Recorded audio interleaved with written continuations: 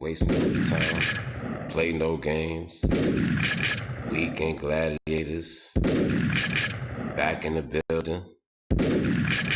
Fresh off that Jeezy versus Gucci. We talking Chronic versus Chronic 2001. Which one was better? Oh yeah, and a lot more. Know what I mean?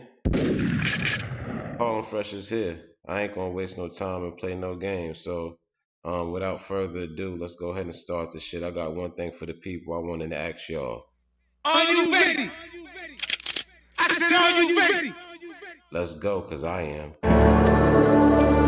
Yeah.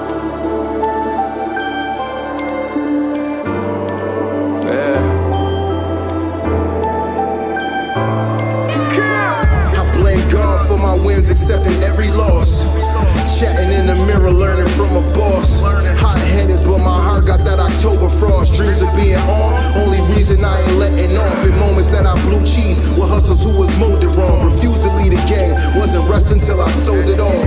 Never forced along this path, nigga, I chose it all. Schooling youth about the game of life, hope they can hold it all. Cause most these niggas living scripted, lying about their cake until lions pull them rifles. Now it's all improvisation. Got you shitting in your bridges, grown men need potty training. The power of a dollar will show you who not to play with. Call me sheep, but I survived inside the wolves den, where killers dressed like law-abiding citizens and good men. All truth, I dodged the bullet, frozen what I could have been. But God knew how enormous with performances I should have been. Guess it wasn't time to get my wings and meet with Pac and Big. Now I dominate denominations till I'm filthy rich. Because my goals was lofty, niggas switched and tried to off me. Yet the flash of rolling, still my aura's hella gaudy. Blame God. Yeah. You can blame God. Yeah. Blame God. Oh yeah, we here. We back in the building. No Knockoffs Radio. I am Harlem Fresh 125 all day, every day. Even when I'm out of state, I'm in the New York state of mind. Got my boy Lefty Nice in the building, left-handed. What's goody, my guy? Peace. What up, world? Can you hear me? What's Let's good? go. What's Yeah, good? we can hear you loud and clear, Playboy. We in the building, live and direct, man. Let's No go. Knockoffs Radio, man. Weekend gladiators, step to the rear. And we in the building. Let's You go. know, November's almost over with. Now, I mean, Thanksgiving is coming up. Make sure y'all get your turkey. Now, I mean, your sweet potato pie, mac and cheese, cornbread, your stuffing or dressing, whatever you want to call it. Smell me. Shout out to everybody that like to eat barbecue on Thanksgiving because I love me some barbecue too. But we fresh off that Jeezy versus Gucci Man battle here. Now, I mean. It was a sight to see. It was a sight to see. A lot of mixed emotions, a lot of mixed feelings. How the turnout would be, what would happen, what wouldn't happen, what songs would be played to beat the other songs, and it it was a lot of it was a lot of high intensity. I would say a lot of high intensity. I mean, Really, nigga? for real, really, really, really. Left. Did you get a chance to check out the verses? Gucci versus I Jeezy. Peace. I think I saw the good parts. I saw the part where he was like, yo, I put your man in the box. I'm smoking, whatever the guy's name was, Oh. respect to him. I saw that part. I said, I mean, for me, and this is just my opinion on it, I think that Gucci knew better because, we got respect for Swizz and Tim to not really, go crazy and no shit like that, and Uh-huh. Jeezy too. But I think that at the end of the day, Gucci got his shit off because he was able to say what he wanted to say in that man's face. I Period. I felt like they was talking to each other through the music. It was a long overdue conversation, things that they wanted to say to each other, but they let the lyrics and the words say it to each other while they was playing this verses. Like they was having a conversation through their music, letting each other know how they felt at that time, at that point. That man said, I put your homie in a box. I heard that come out of his mouth. And I'm not really up on that situation. So I think I'm gonna learn from y'all. So I'll let y'all speak to it or Yeah. whatever. And I think that for on some other shit, I think again, I'm not really here for the who won and this and that. I want to listen and learn from y'all on that note. But I just think that Gucci, man, he just, got his shit off and he said what he had to say. and let the other shit speak for itself. Jeezy, and them, did what they had to do, but I think Gucci just was there to say, look, nigga, I'm shitting on you tonight. No matter what you do, no matter what you say, you could win this shit, but I'm gonna say this shit to you. And that's how I saw it. I really couldn't even. I think Go ahead. Gucci Man wanted to get that off his chest. Mm-hmm, Like he mm-hmm, wanted to be mm-hmm. able to say that and say that to Jeezy in front Feel of his him. face because at that Absolutely. point in time, if you look at it from Gucci Man's perspective, Mm-hmm. somebody came that to take his life. And Right. unfortunately, Absolutely. he had to take their life before they took his. You feel what I'm saying? Yeah. So Yep. it's like it's all kinds of pent up mixed emotions. That's why I said that at the beginning of the show. It's like, yo, Mm-hmm. it was a lot going on, a lot of tension, testosterone, a lot of pent up feelings and emotions that needed to come out. And I believe that them two got I believe the both of them got them off their chest. Um, I'm gonna say first of all, I'm gonna say I feel like Jeezy won the verses, Mm-hmm. um, song for song wise. Gucci got songs. I like Gucci Man, but it's the fact that when Jeezy's he's different. His songs had more impact. Like when you felt them shits come on, they kind of was like room shakers. Gucci had a few joints that you now I mean really rocked out to, but when Jeezy played his shit, it was like more room shakers. Like it made you feel that shit.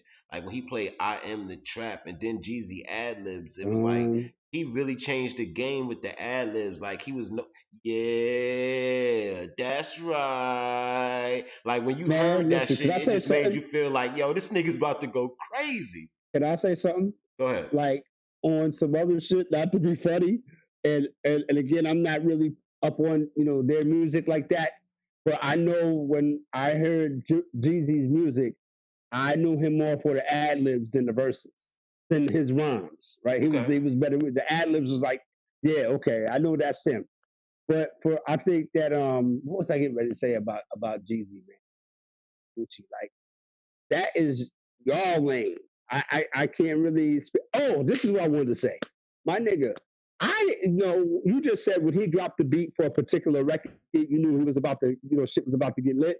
Yeah. I didn't know. I couldn't tell which record was which, so I don't know nothing. I'm just sitting. I'm just looking at the shit. You know what I mean? And he's saying that his shoot cost $10,000. That's the type of shit you say when you know you on the ropes. Um, and Jeezy was like, I own half of Atlanta. I'm like, okay, this is what it is.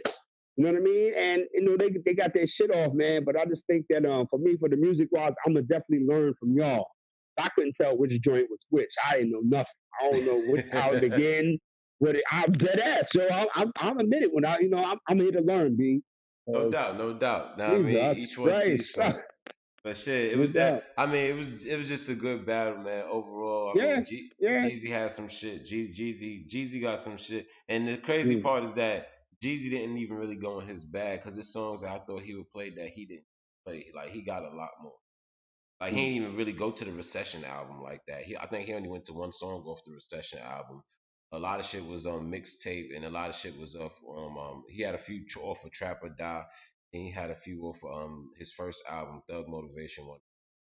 So now I mean, Jeezy did his thing. Gucci did his thing too, but now I mean, overall, I think Jeezy won. But at the end of the day, I feel like Atlanta won, hip hop won, the culture won in general because it was like them two coming that were at odds for years coming to reconcile their differences. And at the end of the day, even at the end, Gucci was like, I appreciate you extending the olive branch for me to come out here and we agreed to do it, and you said I could do it playing any music that I wanted to play with no holdback. So it was dope. Overall, I enjoyed myself. They kind of went through it fast though. It was like a fast versus. I thought it was going to be like a 2 hours. I think it ended like an hour and a half or some shit like that.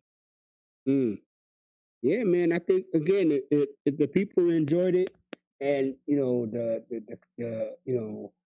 they were entertained by it, and they got something positive out of it. No doubt, man. Again, it's for the culture. Respect to Jeezy, respect to Gucci, respect to whatever goes on down there.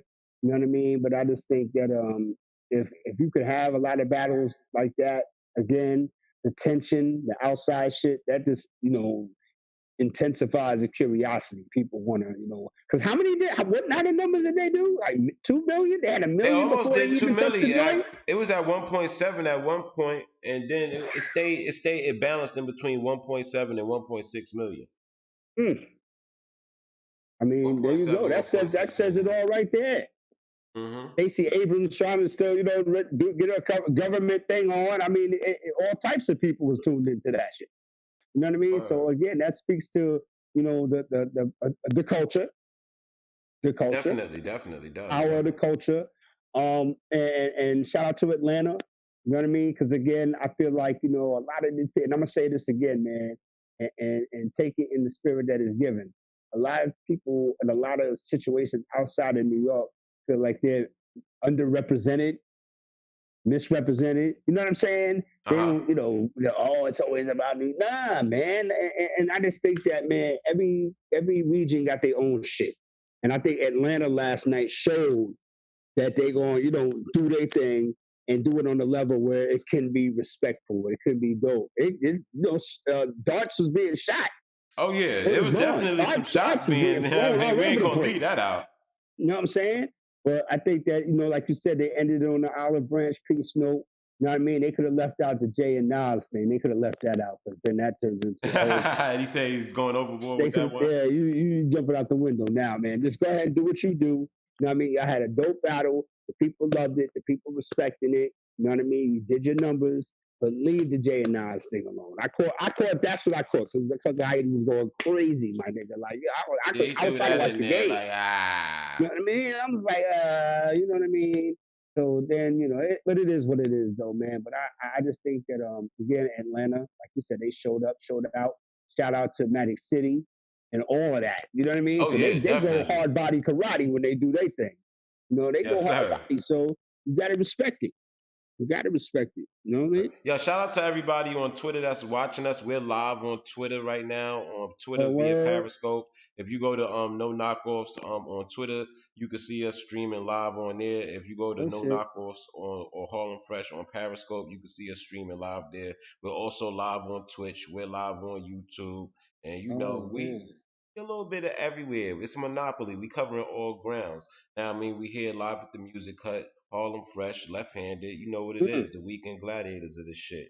But I also want to discuss well, if anybody want to call up and discuss the Gucci Man versus Jeezy battle or share their thoughts, the number's up there. Call up and I got you. It's nothing. But I also wanted to get into which chronic is better?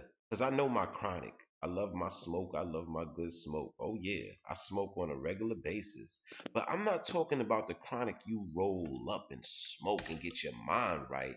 I'm talking about which chronic album was better, Chronic the original or Chronic 2001?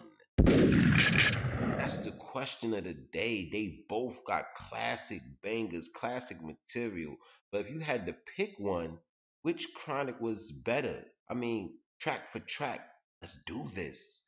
Left handed, are you familiar with both the Yes, I Chronics? am. Yes, So yes, this should yes. be a good hip hop discussion. Yeah, I am. I'm familiar with the Chronic and the Chronic 2001, so we can definitely talk about it. You know what I mean? Wh- And yeah, I don't want to get into the conversation right now, but I'm ready to get it in. So I'm gonna Nah, I have to I'm mean, gonna go have to ahead. We roll can up. So I'm spark gonna have it to up. roll up some Chronic. I'm gonna Hey, roll up some I'm Chronic. already there, my nigga. I'm already there. All Trust right, and I'm gonna roll believe up we some there. Chronic. Listen, from when you say the Chronic, Dr. Dre, you know what I mean, and versus the Chronic 2001, Uh my huh. first impulse is to say that the original blows 2001 away. Because when I think of the Chronic, I think of the 20 sack pyramid, okay, Okay. Stranded on Death Row, you know Yup. what I mean? Little Ghetto Boy, that's a fucking classic record. Uh Nothing but huh. a G thing. Not even to mention that. You know what I mean? The day the niggas took over. It's a bunch of joints on there. So when you talk about that record, that particular album, for me, gun to my head, I'm going with the Chronic, right? But then when you go and look at the Chronic 2001, Yes. you got to slow your roll, my nigga. Yes. You be like, hold up. You got to slow your roll Because you look at Whoa, stop right the there. Chronic 2001, like, hold up, wait a minute. Then you go back and think, was that shit really that hard? Was the Chronic original really harder than 2001? I'm not really sure. But if I gotta pick and choose one, I'll pick the first one. But the second one is not too far behind. Mm. I just gotta say that, man. You know what I mean? And again, um, still Dre, explosive. That's my shit. Forgot about Explosive. Dre with Eminem. The next episode, like, come on now, bitch Yeah, man. niggas. I'm telling you, the Like, Chronic 2001 is fire. like then you Both got Mary yo, J on there on the outro with the message joint. Mary J is on there. So I mean, you got the joint with Eddie Griffin. You know what I mean? Come on, it's a whole bunch of shit on there. Then I'm looking at it, I'm like, oh shit, Sonic 2001 is fucking hard body. yeah. It goes hard body karate. Devin the Dude. Shout out to Devin the Dude, Oh man. yeah, salute. Spoken Definitely shout out extraordinaire. Devin. Shout out to Devin the Dude, man. You know what I mean? Again, man, I don't know. I don't know. I don't know, kid. But I'm gonna say the Chronic, man, just because. And you know why? Just because of that one fucking that $20,000 sack pyramid. That's my That shit. shit there was ill.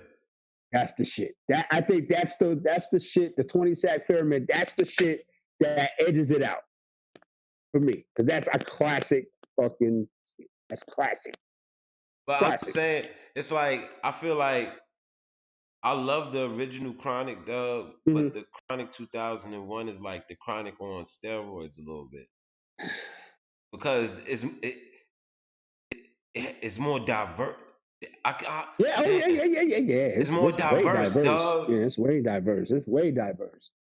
I mean, yeah. Again, so when you say it like that, for me, I'm thinking that the Chronic is more like a hip hop that I'm more partial to. It sounds like the hip hop that I like. No disrespect to Chronic 2001 because you said it's more diverse. I'm listening to motherfucking a nigga with a gun, lyrical gangbang. My motherfucking man corrupt. Like that's Fire. the shit I would play. Like you know what I mean? But the Chronic 2001, I would play the popular joints. I would play the popular joints off of 2001. Mm. I wouldn't play. You know what I mean? And that's the difference. That's the difference, right? Next episode, when that come on, dog. Yeah. Yep. Nate Yep. Dogg, We play. hold Yep. up. Yep. Wait Yep. for them Yep. niggas to be thinking we soft. Yep. We don't Yep. play. Good. And they had, and again, man, it's a really, really, really dope conversation, and it's a dope, whatever. You can't lose either one. You're not wrong. You know what I mean? You just have to, state your argument. You know what I mean? Stay on your square. And I just think that yeah, the Chronic is the shit.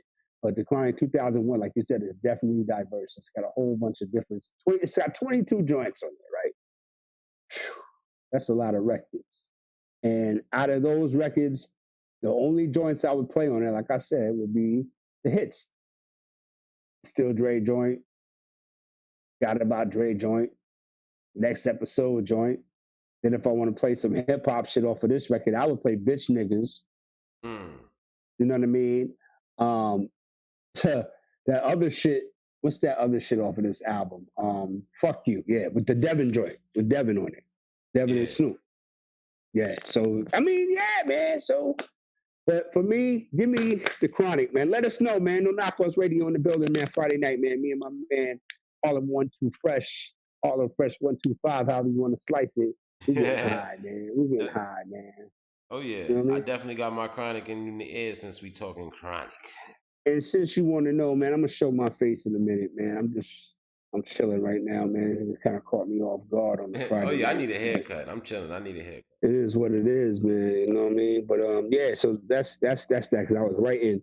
But yeah. So what's good, man? What's happening? As far What's the as situation like down there?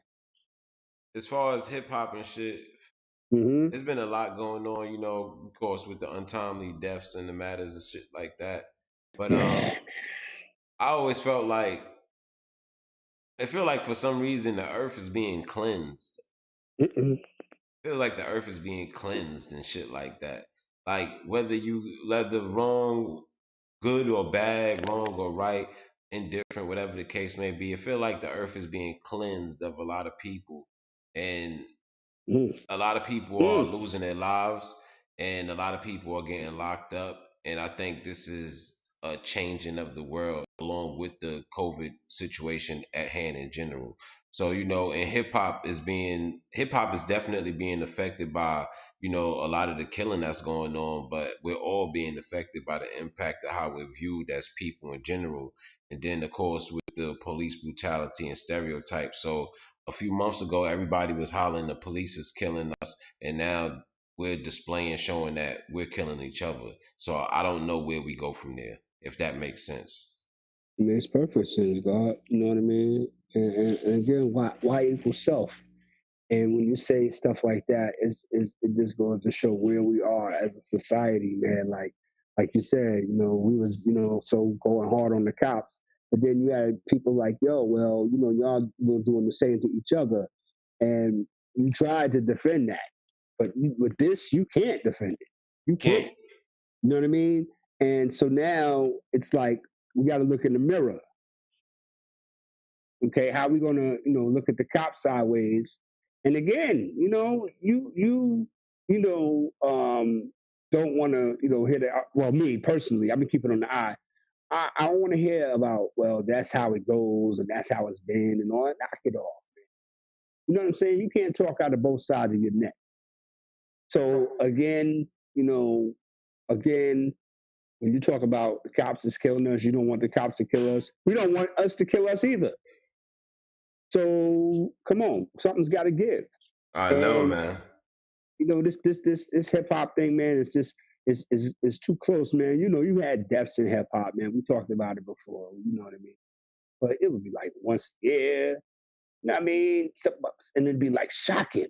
But this shit is like, oh, it's like every day And somebody it's else is because it's getting these hit. kids. It's these kids, the younger generation, the niggas that's under 30 years old, that's in between the age of 16 and 25. They're in between the age of 16 and 25, and they killing each other off like it's Grand Theft Auto. How I about don't know, that? man. Yeah, yeah. I mean, you're right. But what do you do about it? Like, man, who takes the weight? Because like you said, they're young enough to realize that they can't really get, jammed up. Then you got the, I don't know, the parents or whoever. I don't know, man, because everybody's so sensitive about being held accountable for their, shit. So again, you want to go out there and be Billy Badass, but when you get the repercussions of being Billy Badass, now you're looking for a way out, and it don't go like that. When you want to be a kid, be a kid. You can't be grown and a kid at the same time. Nope. You gotta make a choice. So yeah, absolutely. So again, that's how. That's why, man. I don't give these dudes no room to breathe. If you want to play with grown people, man, then grown people gonna show you how to play. And the So it's crazy that. shit is that, see, I mean, rest in peace to King Von. First of all, I'm gonna say Mm, that shit, but the thing is that when you when you live a gangster lifestyle, when you live a street lifestyle, that meaning you're prepared and you because you're aware of the consequences and the repercussions of your actions and the things that you do and the things that you say. So it's like when we're watching the video footage and he bumps into Quando Rondo and just starts swinging on him and he getting the best of him because obviously he's bigger than Quando Rondo, he's older than Quando Rondo, so it's like a grown man really beating on a boy, and then Quando Rondo man come out of nowhere and then let that thing go. It's like Quando Rondo talks as he's a street person too, and street persons do street things. So if you attack this man off guard and you're getting the best of him, how do you really think that's gonna end? right. Right. So who do you blame? You can't really blame nobody.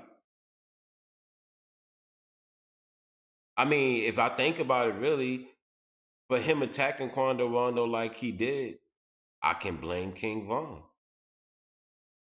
Don't that come with the territory?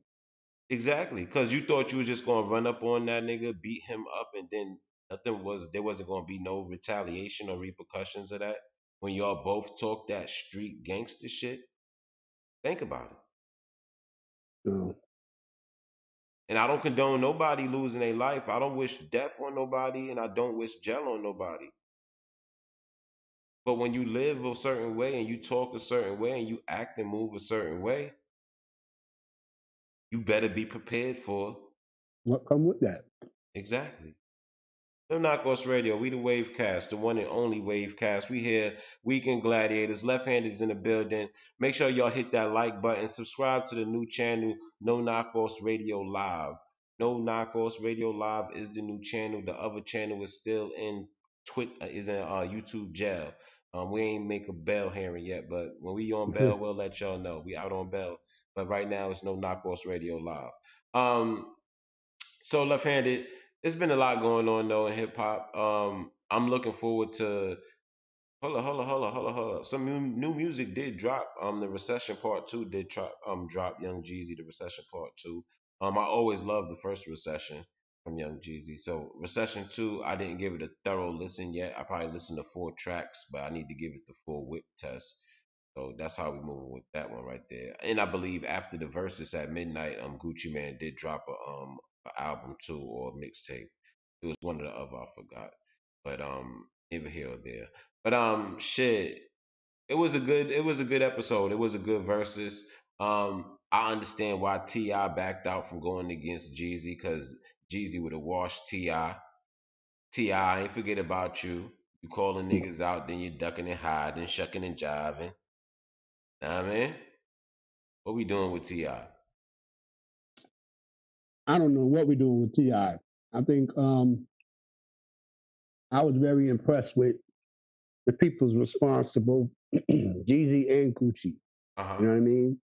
And again, like I said, I wasn't really too up on what with the situation going on down there, but much respect to them. And so now I'm just saying, Ti, this was that, basically this, he don't want no problem, At and he all. can't, he don't want no problem. So I'll leave it at that. But I think that Ti for calling people out, and I'm still on that, all you New York niggas shit. I'm still on that shit. Me too. You know what I I'm on it mean? too. Word. Like that is not something that you say if you trying to state your conversation in a particular person. You know what I mean? And then for real, if you want to get technical about it, like these cats tend to do at times, that includes the tri-state area. So now you want to put Jersey in it too. Uh-huh. All you New York niggas. T.I. didn't So want that no smoke. man. So but Ti man, Jeezy and Gucci put they beef to the side.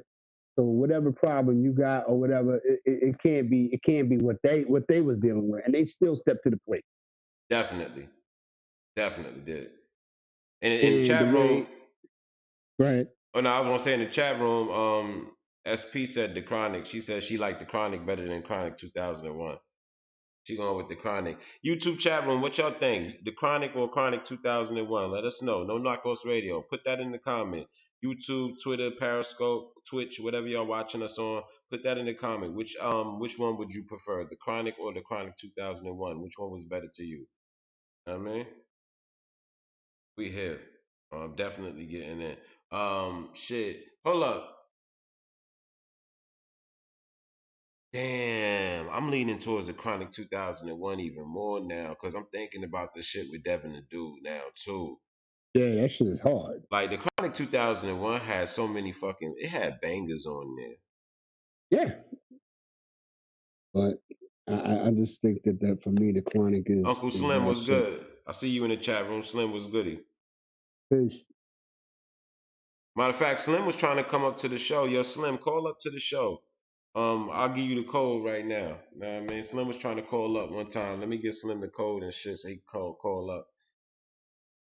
Slim, which one did you enjoy the Jeezy versus Gucci verses yesterday? And which album was better to you, the Chronic or Chronic 2001? Slim, about to get you the info so you can come chop it up with your boys.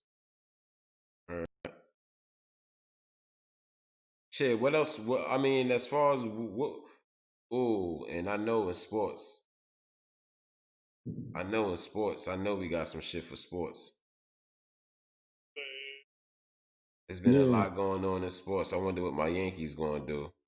NBA draft. NBA Obi draft, the Toppin. Knicks, Move to nigga, the Obi Knicks. We Toppin. got a Yes. gym. The Knicks got Yes. a gym. Yes. Yes. And Leon Rose and them made some moves. They shedded a lot of contracts, which is only a good thing to open up some money, free some money up. I'm not even really privy to what was going on. Only thing is I heard so far as free agency is Dwight Howard went to the Sixers, a 1 year deal with the Sixers. That's what I've heard so far. But I think that so far so good with what Steve Stout and Leon Rose and those guys are doing, man. They got rid of some money, they freed up some bread. Oh, hold They on. Let got me switch the scene right quick, Left. We gotta go to the sports room. You know, we gotta go to the sports room when we talk our sports shit. There we go. That's a lot better. yeah, and So, they free. Yeah, go ahead, go but ahead. nah, so I'm excited about our draft pick, the New York Knicks. I'm excited about this pick. I'm telling you, I think this is gonna be good. But the only thing that I don't want happening is I do not want Haywood. I don't want Gordon Hayward. And you know what? I I was don't going to want get him. into that. I was going to get into that. I think that let me wait till a second later, man, so I can get my thoughts together about the Gordon Hayward thing. I think that the Knicks, Obi Toppin is going to be a gem. I got something to say. Remind me, Fresh. I got something to say about Stephen A's reaction to the Okay. Knicks pick. I got something to say about the draft as a whole. It was more international flavor, especially in the second round. It was killing me. I think that LaMelo Ball going to Charlotte is going to be a situation because now Jordan has to deal with LeVar Ball. Or really, he really doesn't have to deal with LeVar Ball, but LeVar Ball going to try to be in his ear. Okay. We talking about Anthony, MJ, dog. We talking about Jordan. yeah, He yeah. can't get I in Jordan mean, ear. he gonna try. He gonna try. You know what I mean? And here's another thing I want to talk about and remind me how LeVar Ball now has got two sons in the NBA. And no matter what people say or how they look at him and how they think about him or whatever, he got two sons in the NBA. You know what I mean? So I don't want to make any comparisons. People try to make comparisons about Archie Manning with his two sons in the NFL. Nah, we're not there yet. We nowhere near that conversation yet. So Unmute leave that yourself, alone. Slim. Unmute yourself. Peace My to fault. Slim. Yeah, Slim that's in the true. building. He just What's got to good? hit the mute button. Unmute yourself, Slim. You There you know? go. Slim, what's So goody? Okay. peace, peace, peace. So star six. It's star six to remute it. I guess so, bro. I don't know. I never did it from a guest perspective. I'm the host. No, I'm scared of pressing, man. I might, man, all that struggle I was going through last time. Nah, you Trying to good get though. on, We but got you what's on going the on show, with y'all, fam. man? Salute. Salute. Yeah, salute. Yeah. We in the sports room talking about this NBA draft right quick. Then we gonna go back to the Chronic and the Jeezy conversation, but we got to Oh talk yeah, to yeah, do your sports too. thing. Yeah. Did you Yeah, get a do chance your to check the thing. draft, Just Slim? I'll jump in when I can. What happened, Slim? I'm saying what y'all think about them Nets though, man. The Brooklyn Nets. And I we know mean, Yeah, James I, Harden. I I think it's a lot of hoopla about the Brooklyn Nets. A lot of hype is anticipated because it looked good on paper, and everybody feel like KD and Kyrie is just gonna have this magnetic chemistry and shit. Mm. And now I mean, then they got Steve Nash and all this. But yo, I don't know. I believe it when I see it, and I mean, I need to see them perform on the floor against good quality teams, not no rinky dink teams that they could just ball and blow out on the court and shit. But Yeah, I'm a I Knicks listen to fan, this nigga. It's though. always And the blue and Clippers orange do the over here. same thing. yeah, I'm from Brooklyn, man. I don't give a damn about the Brooklyn Nets. And let me tell you something. I think that first of all, with James Harden is a pipe dream. because James Harden, Kevin Durant, and Kyrie Irving cannot coexist. Period. Nope. No sir. So again, if they're gonna get James Harden, one of them two got to go, and it ain't gonna be Kevin Durant. It ain't gonna be Kevin Durant. It ain't enough ball to go around. Hold on, who that with background noise? Slim, what you doing, nigga? You making a cake? Oh, I'm up here putting up groceries, man. Oh, okay. He said making the cake. This nigga's doing his done. Leave him alone. He's doing his domestic. I He's doing his domestic duties. He's bringing the groceries home. He putting bread on the table. Man. You know it. No doubt, no doubt. But yeah, when it comes to the Brooklyn Nets, if they was to get James Harden, it's not enough. I don't know, man. It's just not enough. It'd be a recipe for disaster, my nigga. My thing is, I'll say an East Coast Clippers, man. Oh, the East Coast Clippers. I don't even want to talk about that, man. That's how much disdain we got for the Brooklyn Nets. Well, me anyway. I don't even want to talk about that. I want to talk about the Knicks. God damn it! Yeah, the Knicks, man. The Knicks made investment into their. Well, we Knicks fans over here. Yeah, so we Knicks fans all day, every day. Let's get it. I know. You know what I mean? I heard I getting Carmelo back over there, man. I'm not worried about the past. I'm not worried about trying to go do a 360. I'm worried about trying to do a 180 right now. You feel me? There you go. Just at least to get to the playoffs, man. No. You know what? Hold up. You got to crawl before you walk. And that's one thing as a Knicks fan you got to understand and realize. As a Knicks fan, you got to crawl before you walk.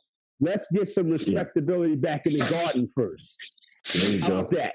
There you go. Yep. How about that? Let's get that attitude and that swagger back. You know what I mean? Let's get some respectability back in the Garden. Let's have the defense chant mean something. Play some defense. Play some smart basketball. You know what I mean? So let's get to that first. Let's see what Tom Thibodeau is going to do with these dudes. Okay? But then we can talk about trying to, make some moves. We got to crawl before we walk, family. I mean, the East is not all of that deep, but still, at the end of the day, why couldn't we get in there before? Because it wasn't like the East was tough. That's my thing. That is true. You know what I mean? So we got a new coach. We're gonna have probably a whole, different looking team with a new energy. RJ Barrett and Obi Toppin is gonna be the truth. Yep. I'm gonna say that right now. Yep. I like RJ Barrett. Then you add Mitchell Robinson in the paint, and he's gonna hold it down. So I'm thinking, man, for me, here's one fresh. I'm gonna throw this one at you, fresh. I'm gonna throw this one at What's you, good? My guy. Talk to me. Fred VanVleet. What you think? Oh yeah. Yep. Now hold on. Before I answer your question, left-handed, because you said Fred VanVleet. Now, if we're picking up Fred VanVleet, right, is that gonna stunt RJ Barrett's growth? Answer that for me first. Oh no. I don't think so. No. So you moving RJ to the 2? He would have to. Yeah, he would have to play the 2. Yeah, he has to. He would have to play the 2. Yep, he would have. If Fred VanVleet is coming to the Knicks, RJ's would have to play the 2. Was he the point at Duke? You know what I'm saying? So he was the point at Duke. Him and Zion shared the point situation, really. I mean, but again. Oh, that makes it even better there because he's used to that. And I'm thinking that he opened up the floor, for Obi Toppin. You know what I mean? So again, you got Obi on the wing.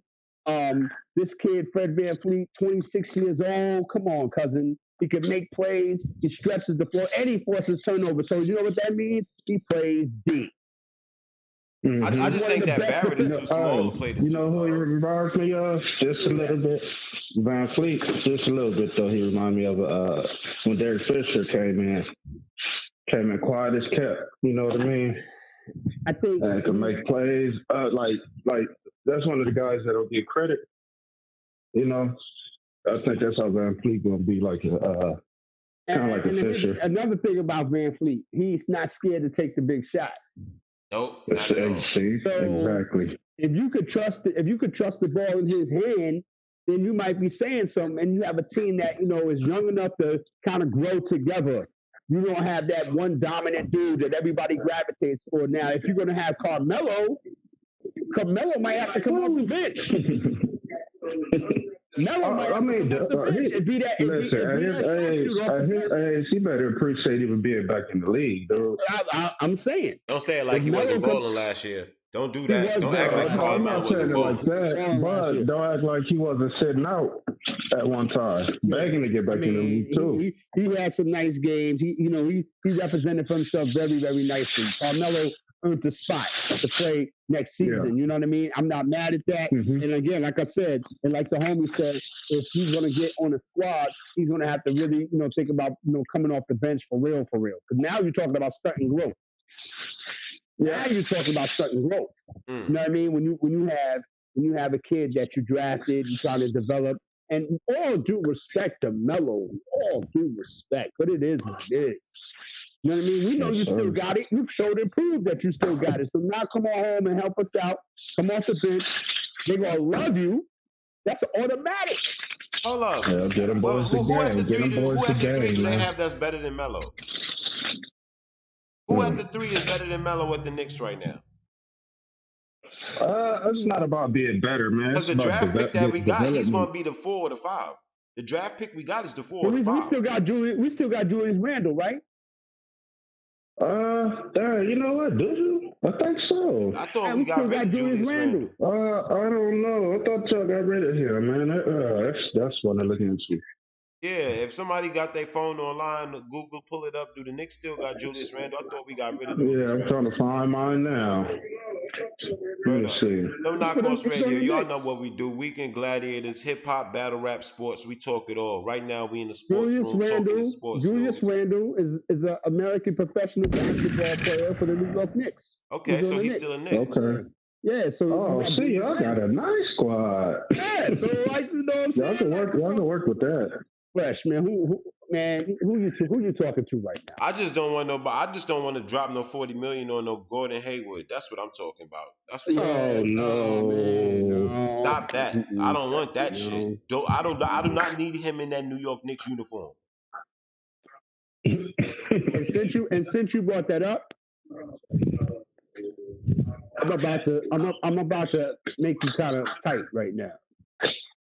I think that Gordon Hayward, it's out of either Gordon Hayward, Victor Oladipo, right? But I wouldn't be surprised if the Knicks jumped out the window for Gordon Hayward. I hope they don't, but I wouldn't be surprised if they did. Well, we need Oladipo for if we get Van Fleet and we putting Barrett at the Yeah, exactly. And Oladipo injury prone. He's too injury prone. What is Gordon Hayward? Injury prone. I don't want him either. You sorry to say that. You don't want no injury prone. That's all. I'm like, neither one of them, really. I don't think I want either one of them. No. Now that you think about it. I might as well hold on to that $40 million, man. Yeah, man. Hold on to that $40 million. Keep that tucked away. That's that under the mattress drug money. Put down the road, take something pop up, man. You look at the list of free agents, Danilo Gallinari, Joe Harris. Man, I'll take you. Joe Harris is not that bad. With Bogdanovich is crazy. Montreal Harrell, he's a free agent. Oh, he is? Oh, yep. Man, he'd probably go back to the Clippers, though. He said he wanted to go to Toronto. He said he want to play in Toronto. Oh, really? Well, let him go on. Yeah, he can go to Toronto then, and they're gonna be playing in Tampa. You know what I mean? They're going to be playing their games in Tampa. Oh, that's the new ones? Okay. Yeah, they're going to be playing their games in Tampa. I thought they said... niggas, because they not letting them niggas come up there. Toronto, not letting them come up there. Oh, yeah, I got you. Nah, nigga, I was saying you see how they did the Blue Jays? You see how they did the Blue Jays, right? You see how Toronto did the Blue Jays? Honestly. They had been playing in Buffalo. They was like, no, you can't come back. The prime minister was not playing. No, you can't come back. They had the Toronto Blue Jays playing in Buffalo, New York. They played all their games this past baseball season in Buffalo, New York. And so the Toronto Raptors are going to have to play their games in Tampa. Okay. So like But it's go I ahead. I thought they were opening a few stadiums. Like instead of having them in one bubble, they have a few of them. They're not going to be in a bubble. You know what I mean? They're just going to be playing in. They're just going to be playing in Tampa. And as far Okay. as everybody else is, because again, training camp, free agent season right now. Training camp starts on the Mm-hmm. first. The season starts on the 22nd. We talked about on my show After Further Review 2.0, aka the Sideline Pass. We broke down the schedule. You know what I mean? It's going to be 72 games. They're going to have it condensed a little bit. There's going to be no All-Star game this year. No All-Star game. Okay. Okay, it's going to be a week off. I think it's going to be March the 5th through the 10th. It's going to be a week off. So they're going to do Let it me like ask you this though, real quick. Let's cut you off real quick. Go ahead.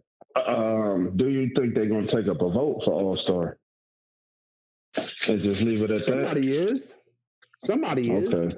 But there just won't be no game. Okay. You know what I mean? So I think that social media is. The writers are. Everybody's gonna have their opinion about who should be an All Star, who should be an All Star, whatever. So yeah, definitely, absolutely. Okay. Mm-hmm. All right, that's what it is, though. Nice little sports run cap. Now, I mean, I put a little thoughts on that. You know how we do here on the show. But let's take it back to the music cut right quick because I think I want to get Slim's opinion on the Chronic versus Chronic 2001. Slim, Mm-hmm. Let's if you do had it. to I'm pick from the West one, and we Coast too. talking about track for track, what we doing? Man, like, you know what? It's funny because that album versus itself, dude. I mean, like honestly, man, I'm gonna give it to 2001 because it took Dre so long to put that out that everybody thought it was gonna flop and it didn't. Because he take long to put out his stuff. That was what about 10 years for that one. You know what I mean? And hey, I didn't think it was going to flop. man, that first one. No, some people out here they thought, you know what I mean? It was crazy. But like the original Chronic, man, they just got some classics, man. Especially Little Ghetto Boy, man. I'm sorry, you put that song up against anything on 2001, and that song automatically win. To me, you know what I mean? So Okay. that's a hard one, man. I think Dre need to battle Dr. Dre. You know what I'm saying? Or really Daz. So I don't know, Daz and Snoop Dogg. They didn't want to do most of that stuff for the Chronic anyway. True. Daz mostly did all the beats and Snoop wrote most of it. So. Did you get a chance to check out the verses last night? What was your thoughts on that? It was good until I don't know if Gucci ran out of songs or what. And he started turning into a battle rap, man. Nigga said I got a $10,000 outfit and over $5 million in jewelry. You see what I'm saying? Like, man, that's not what we here for, man. We here to verses, man. And I think Jeezy was just getting the better of him, man. Did you feel like Gucci went too far when he was like, I put your man in the box, and if you send some more, I put them in the box definitely did, dude. Definitely. Speak on that it. was not called for. It wasn't called for, man. That's 15 years old. And now y'all face to face after so long. Why even bring that back up? This is dead and done already. Word. You don't know how Jeezy took that, really. He took it good on camera. You don't know how he took it off camera. Yeah, he kind of felt he just chilled. He didn't really say too much. Yeah, exactly. So, like you said, I'm doing it the man way. That was mature on his part because he don't want to lose somebody close to him. So, I salute him for that. Definitely. For keeping it grown, Because it could have went left. It could have went left. What you said before, God's house for life, man. Drop the bomb for life. Yeah. One of you did. Yeah, up there, right there, man. Drop a bomb for life. Cause, hey, you here, Jeezy man. just had too many hits, though. He got too many hits for him. Listen, that was one album. Most of that was Thug Motivation 101. Yep. And then he came with Recession. I mean, come on, man. Just too many, dude. Too many. I think he only went to one song on Recession. Oh, yeah, the Put On. That was it. Yep. But I'm saying, what if he would have dug into that? It would have been Recession? Because he It had would have some been stuff from there, overkill. too. Exactly. So that's why I say Jeezy definitely. He's 30 though. If you know. Yeah, it was. Oh no, they had 10 songs apiece. He 10-0 them. He 10-0 them. That's crazy. No Knockoffs Radio. We here in the building. Slim, what part of the world you from? Where you from, my guy? From LA. I just moved to Phoenix, Arizona. Oh, like so from maybe LA 7 to months Phoenix. ago. LA to Phoenix. Yeah. Okay. Yeah. Trying to broaden my horizons, you know. It's still hot as hell. Yeah, dude. Just got rattlesnakes out that it was motherfucker about too. 88 to like 50. Rattlesnakes, tarantulas, and all that shit out there in Arizona. It's not in the city part, man. You might catch a scorpion in your house here or there, but scorpion in your house here or there? Yeah, well, man. he said that shit like it was a roach or something. Hey, Dad, that's what the roaches are here, the scorpions, dude. They could kill you.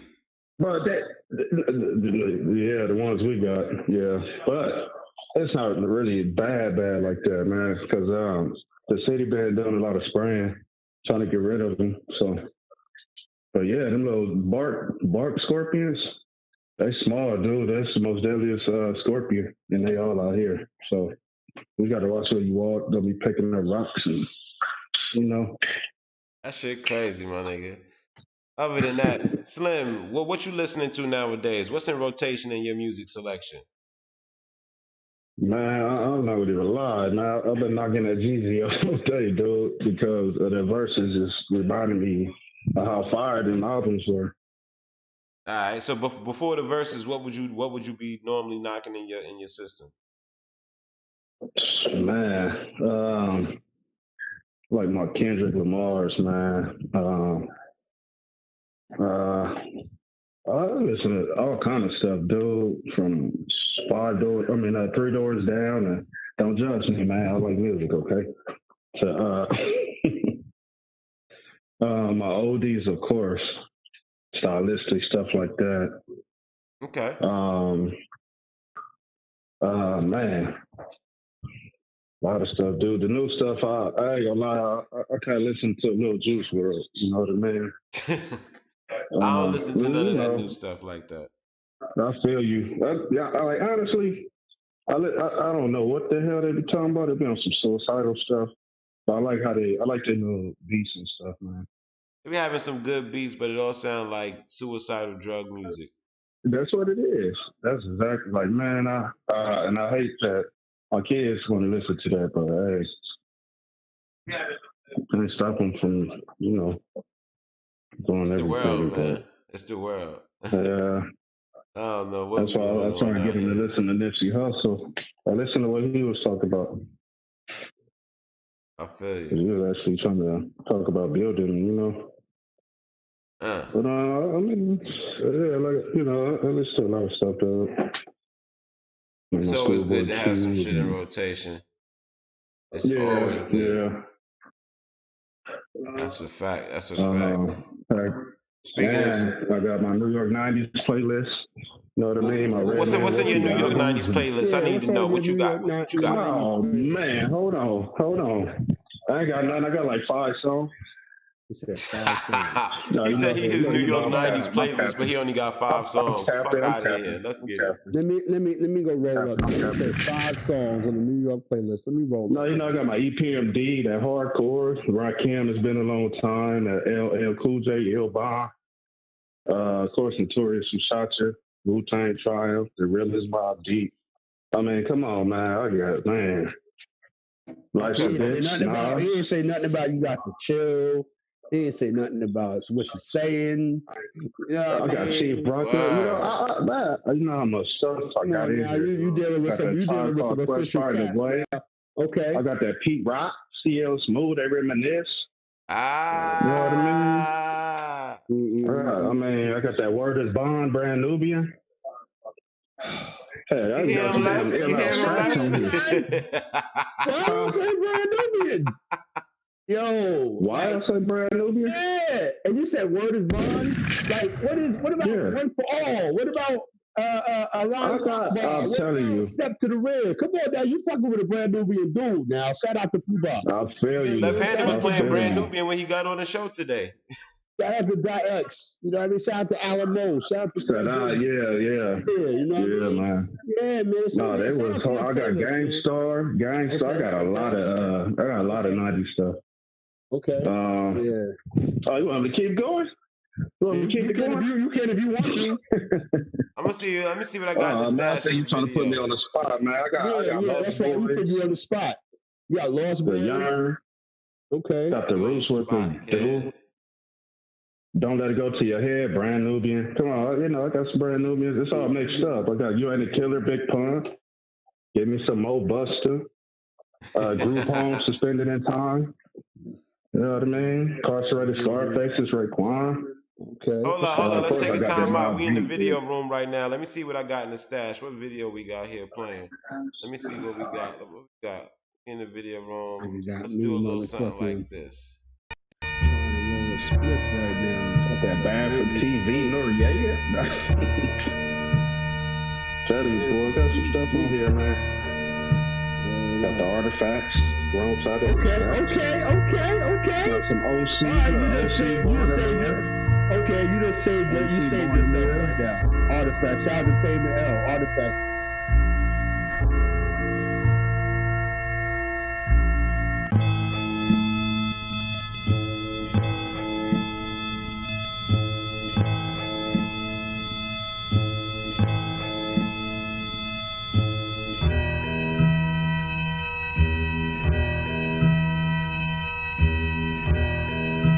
These niggas know they ain't fucking with me.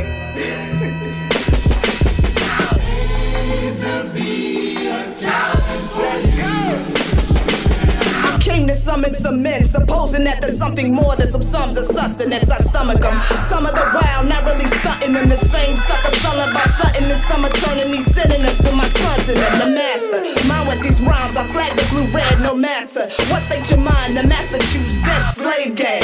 Find the vision in middles, the blessings these between the lines of your find, just we gave us a dressing. Matter of fact, it's a rap, let's gather the facts. House niggas can't fill abbreviations because I'm out. I bear the light when it's black, because I be what they lack. The chiropract, your spine won't align cause I'm back.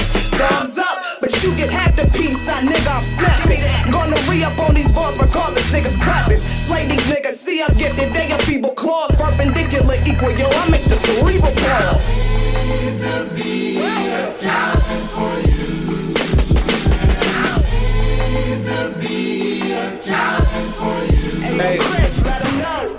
Upon my arrival, the storm has been titled. The tide about the dawn while I fought to be scorned through these horns like the Bible. If you fall, then I'm like you, stay on the floor, then you spiteful. All of these frauds that's been forced in my form since I formed as a zygote. I'm still an idol, never been idle. Stagnation is hating your patience. The breaking points are adjacent. It makes you complacent. Complaining gets you as far as you could grow in the basement. I strengthen my base, you can still see the souls that I came with. Niggas is hating, that's cool. It's been amazing since I learned they were basic. And to be frank with anyone making these statements, all you hating is you. I don't believe it, faking it too. The moment I stopped beating around the bushes, the moment I started making it through. Yo, I proceed to blow trees, and with ease like a breeze, I'm still seasonal leaves. That's the green, that's the paper, that's the cream, and the clan make them scream when I can. That's the dream. It's like either be a talent for you, either be a talent for you.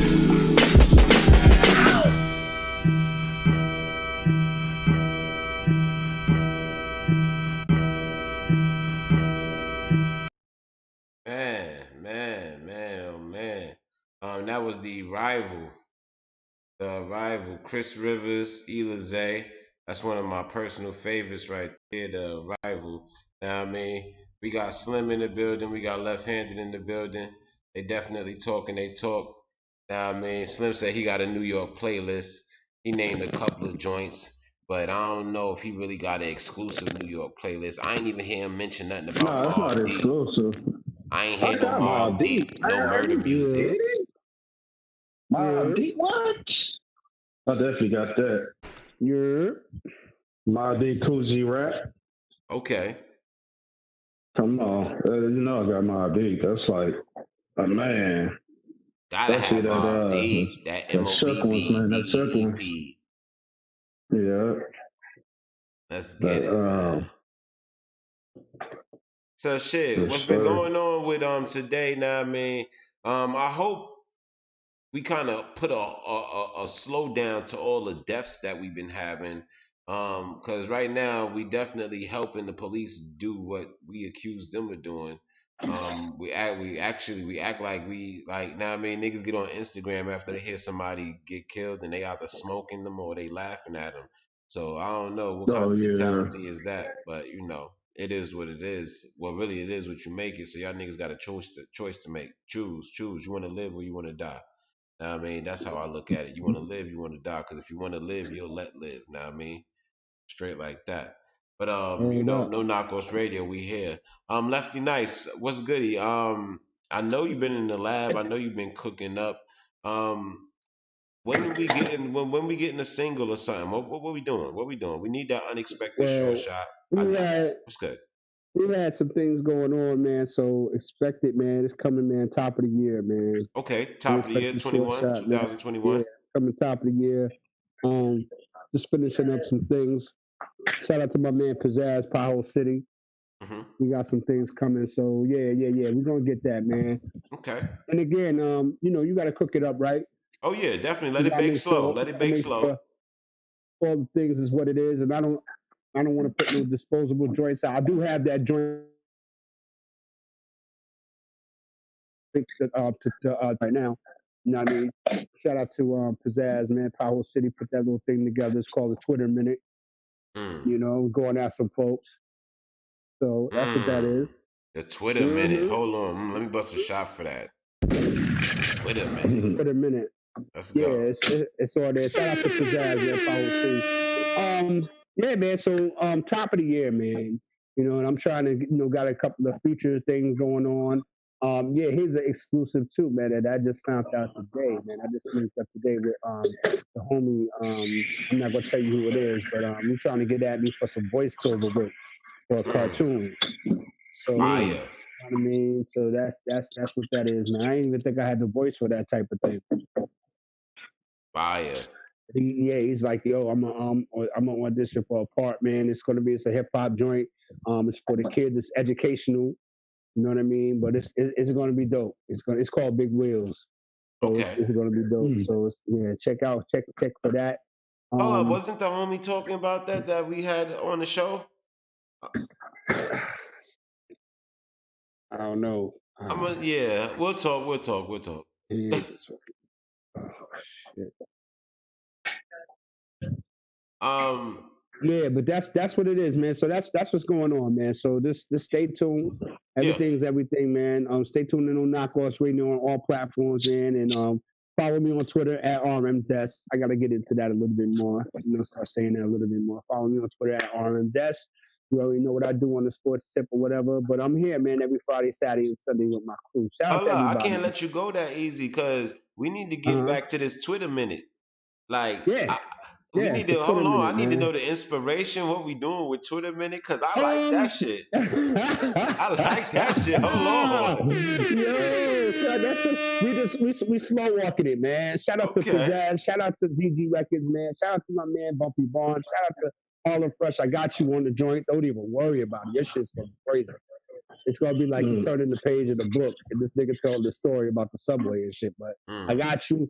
Yeah, man, we just put it together. But I just get like spontaneous ideas, man, and just be like, yo, I want to do this. We did a skit, man, going up in the bodega on 127th, Malcolm X. Uh-huh. And we just went in there and recorded. And what happens is he asks you questions, math questions. And if you get the math questions right, he gives you 60 seconds to go grab whatever you want. And so we taped a skit and we taped something else, man. That's pretty dope, man. These girls was going crazy. And Fire. she was like, I don't believe you. He's like, God, yeah. He was asking like, math questions or whatever. I think he asked her what was some shit like what was 9 times 7 or something. She was like, you hit it, and then he was like, hey, you got a minute to get whatever you want. And she was standing there like she was crazy. Like time is ticking, nigga, sunlight is burning. Let's go. She was like, you serious? He's like, yeah. You know what I mean? So it was really dope, man. So we got some things, man. The unexpected short shot, man. We got BBQ coming through, man. That's Brooklyn, Bronx, Queens. Me and my mans and them. That's another Power City production. We got Erstwhile Crew. That's me. DJ Rush, Pizzazz. You know what I'm saying? So it's some things, man. The pandemic kind of steered some things away. We don't want to make no disposable music. And when you go back to the Twitter minute shit, I've been getting a response to that, and people like it's favorable. You know what I mean? And I'm like, wow, okay. You know what I'm saying? And I had the inspiration for that. You asked. The inspiration for that came from just how I give it up on Twitter. You know how I give it up on Twitter. I don't take no shorts. I don't play with nobody's kids. I don't take no shorts. So I'm speaking to a couple of people. I'm speaking to a couple of things in my unique way. You know what I'm saying? And I hope people gravitate towards it. And again, at the end of the day, I got contacted about a battle. I'm like, a battle, man. But fuck that.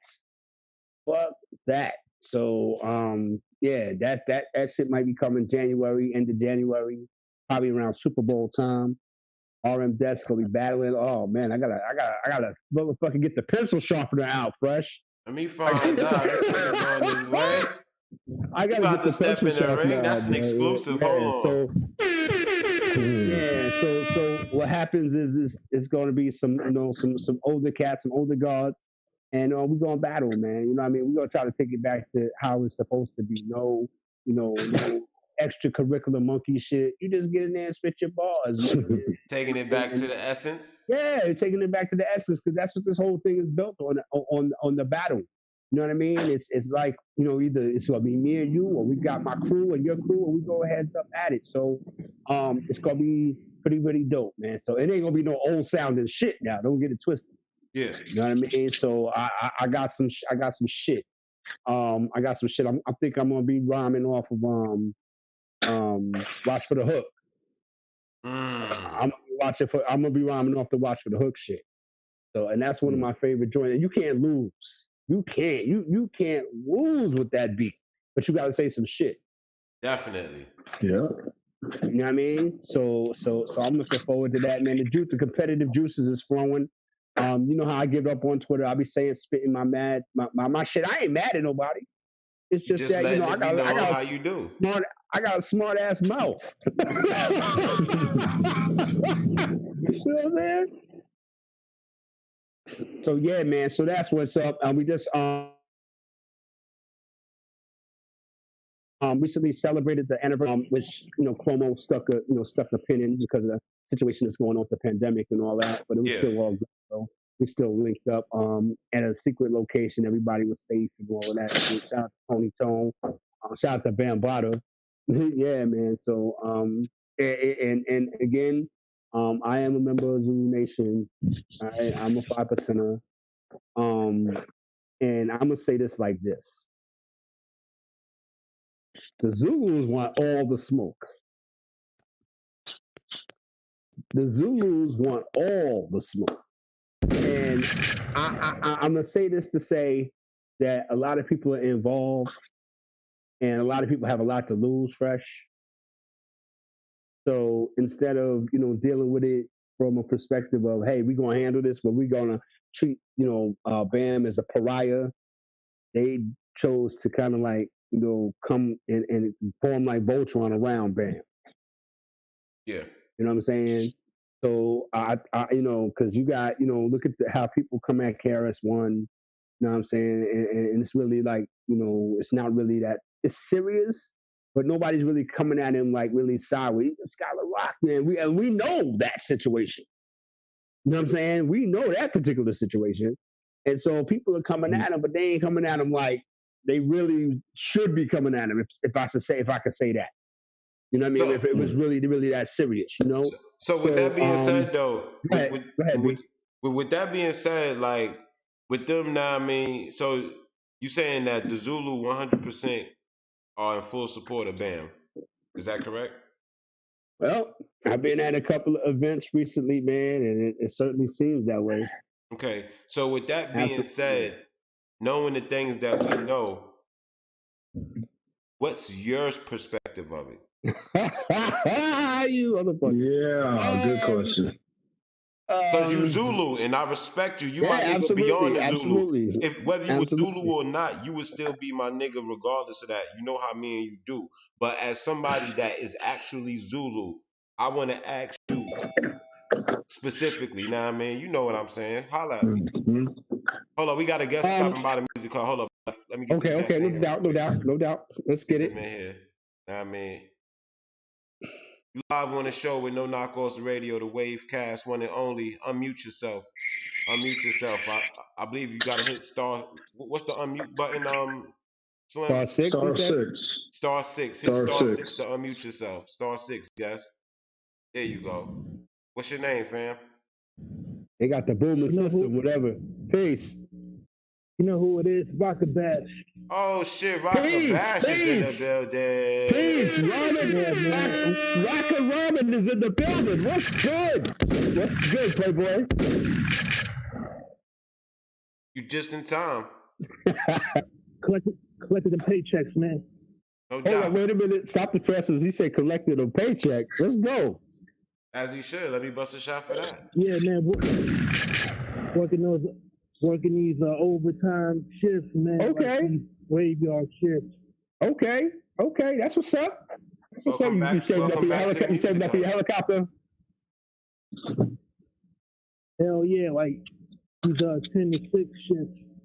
10 at night to 6 a.m. I'll be leaving just when the crack of dawn hits. Okay. I could you are some vampire. It's good to be back in the hut, man. Good to hear your voice, man. Up. I'm still trying to get this question answered from left-handed though. It's fresh soon as you jumped in here. But I need to know left-handed's perspective on the Zulus having Bam's back, knowing the information that we know. Yeah, man. Knowing the information that we know, right? And I'm not here to confirm or deny none of that. Mm-hmm. But I will say this: I'm a Zulu first. You know what I mean? And what's right is right, what's wrong is wrong. I don't condone none of that shit. But I can still be Zulu and not involve myself with Bambaataa. Okay. I can go to all Zulu events. You know what I'm saying? I can go to all Zulu events and not involve myself with Bambaataa. But when the shit goes down, and when people, it's like this. You go to an event, like a Zulu Nation event, people was talking about they was going to come through or whatever. Yo, we go, what? Because it's not about Bam no more. It's about the Zulu Nation. Yeah. And you're not going to step to the Zulu Nation, period. So, again, at the end of the day, people are upset, rightfully so. Nobody's arguing that at all. But at the end of the day, if you want to get at Bam, go ahead. See if I don't know if the Black Spades is going to go for that. You know what I'm saying? But your anger is absolutely, it's absolutely spooky. Because shout out to the homie Nick Benzo, man. Them dudes is not playing. I don't know what is going. I don't know how it's going to end up, but they not playing, and they on the offensive. They're like, yo, you got a problem? Come step 2.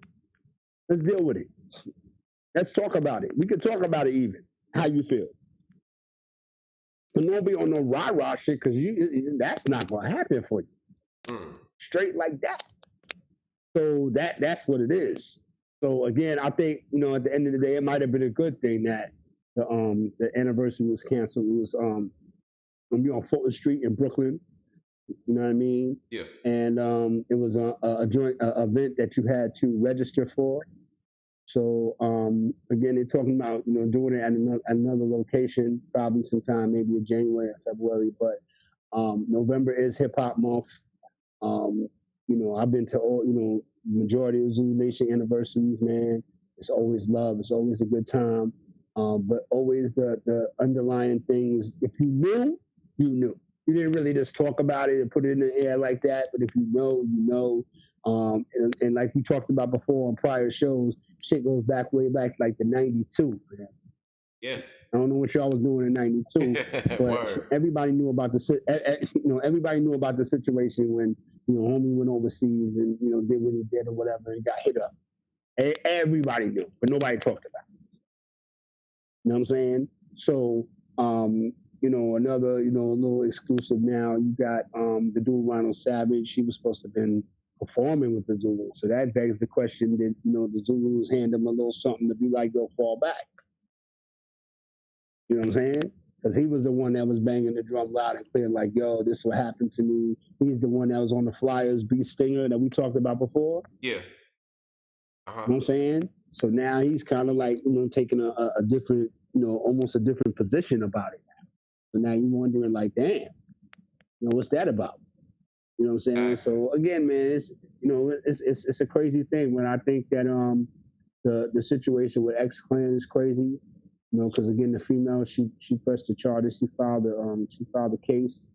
So again, it's not over, man. And a lot of shit that's gonna come out of these situations, man. And it's not gonna be cute. Definitely. So again, Russell, the extradition, the charges, the extradition is done. Russell might be talking about coming back, and so it's a whole. I was talking about that yesterday, man. Russell was a wild dude. You know what I mean? Shout out. That's the big homie. Yeah, Russell Simmons, definitely. For those that don't know, Russell Simmons is he the does big, so big much homie. stuff, man. The big homie. Russell Simmons is literally, for me, and this is the speaking from the eye. For me, Russell Simmons is like the original godfather of this shit. Russell Simmons. I mean, from being in the Palladium and being in just running around downtown and seeing him around with the fisherman hat, knowing that he was getting dusted. Russell stays on it. You know what I'm saying? So I mean, I'm saying Russell, but Russell was very accessible. Russell couldn't be Russell to the Russell he was today. That's why he's in Thailand or Cambodia or some fucking where. You know what I mean? He couldn't be but he was always a Russell every fucking where. You know what I mean? And that type of situation draws a lot of attention, and the attention he liked, the women. You know what I mean? So he was doing his thing, and it wasn't like he was, making them against their will. They was beating each other up to get the Russell Simmons. Crazy. And at one point in time, Russell, every big name in hip hop, Rush artist. Yeah, Def Jam was everybody's dream at one point. Yeah, absolutely. I still want a Def Jam jacket. I still want to. I think the Def Jam logo is the most iconic logo in hip hop. Period. Def Jam logo. You got your different logos and stuff like that, but don't come throwing no logo shits at me. Def Jam logo. Period. The burgundy and gray. The burgundy and gray was first. Yeah. Let's go. The burgundy and gray was first. For those that don't know. Gray. For those that don't know. The burgundy and gray Def Jam was first. Shout out to Ad Rock, King Ad Rock, Beastie Boys. Okay, for bringing LL Cool J to the situation. Oh shit, Left. Hold up, Left. Not to cut your wisdom, but we gotta give a big shout out, salute, and rest in peace to Phife Dawg. Let's go. Oh yeah, no doubt. Yeah. Bust a nut inside on your eye, then you got bust a nut on your couch, then you got Siemens furniture. That's the most. That's the dopest line. And shout out to Phife Diggy, man. That bust a nut on your couch, then you got Siemens furniture. When I heard that, that's one of the lines that when you first heard it, if you was eating something that made you spit it out, it made you be like, oh shit. You know what I mean? There's certain lines in hip hop that make you be like, you don't expect that shit. And when Phife said that shit, you know what I mean? Wow. That's the first thing. That's for me. Start looking at your pouch. Yeah, man. Yeah, Phife. That was funny. Yeah. The whole started stuck in your pouch, like, man, okay, make sure I ain't got no Stevens Furnace around here. Absolutely. and all his, a lot of his lyrics gravitated toward that, you know what I mean? So step off the Frankfurter. I mean, he was a sports dude. Man, that's why he was a big sports fan. You know what I mean? Salute your Phife dog, man. You know? Wow. Here's a funky introduction to how not I am. No, Phife was hard, man. Go ahead, Bash. And don't forget, I never let a statue tell me how nice I am. Yeah, hey, listen. That award tour verse was wow. So ill. Yeah, that's that award tour verse was so ill because that was around the time when Mass Appeal was out. Right. And they were both addressing how dudes will sell their souls just to get validation from the mainstream. Right. Mm-hmm. Like keeping the gutter and doing it for your hardcore fans, like your day ones. That will sustain you, not what's happening on countdown shows and shit. Mm-hmm. Oh, and let me add to that. Now, imagine if more people would have did that. I don't think hip hop would be as weird as it is now, because a lot of people sold out. You seen it back in the day. They start selling out.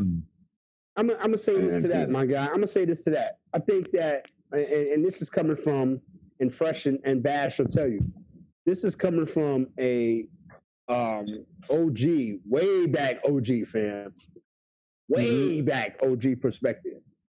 And I think Bash for one might know what I'm getting ready to say. Hip hop was, and I use was very, very strongly, family, an exclusive club. Exclusive. Very small. The circle was very, very small. Once that circle started to open up and acceptance, we begrudgingly accepted these other areas. You know what I mean? Then the fire got bigger and it just spread out. And before you know it, it was in Japan and Saudi Arabia, this and that. But we had to accept it as hip hop. So once everybody got into the game and felt like they could do it too, oh my God, we are where we are right now.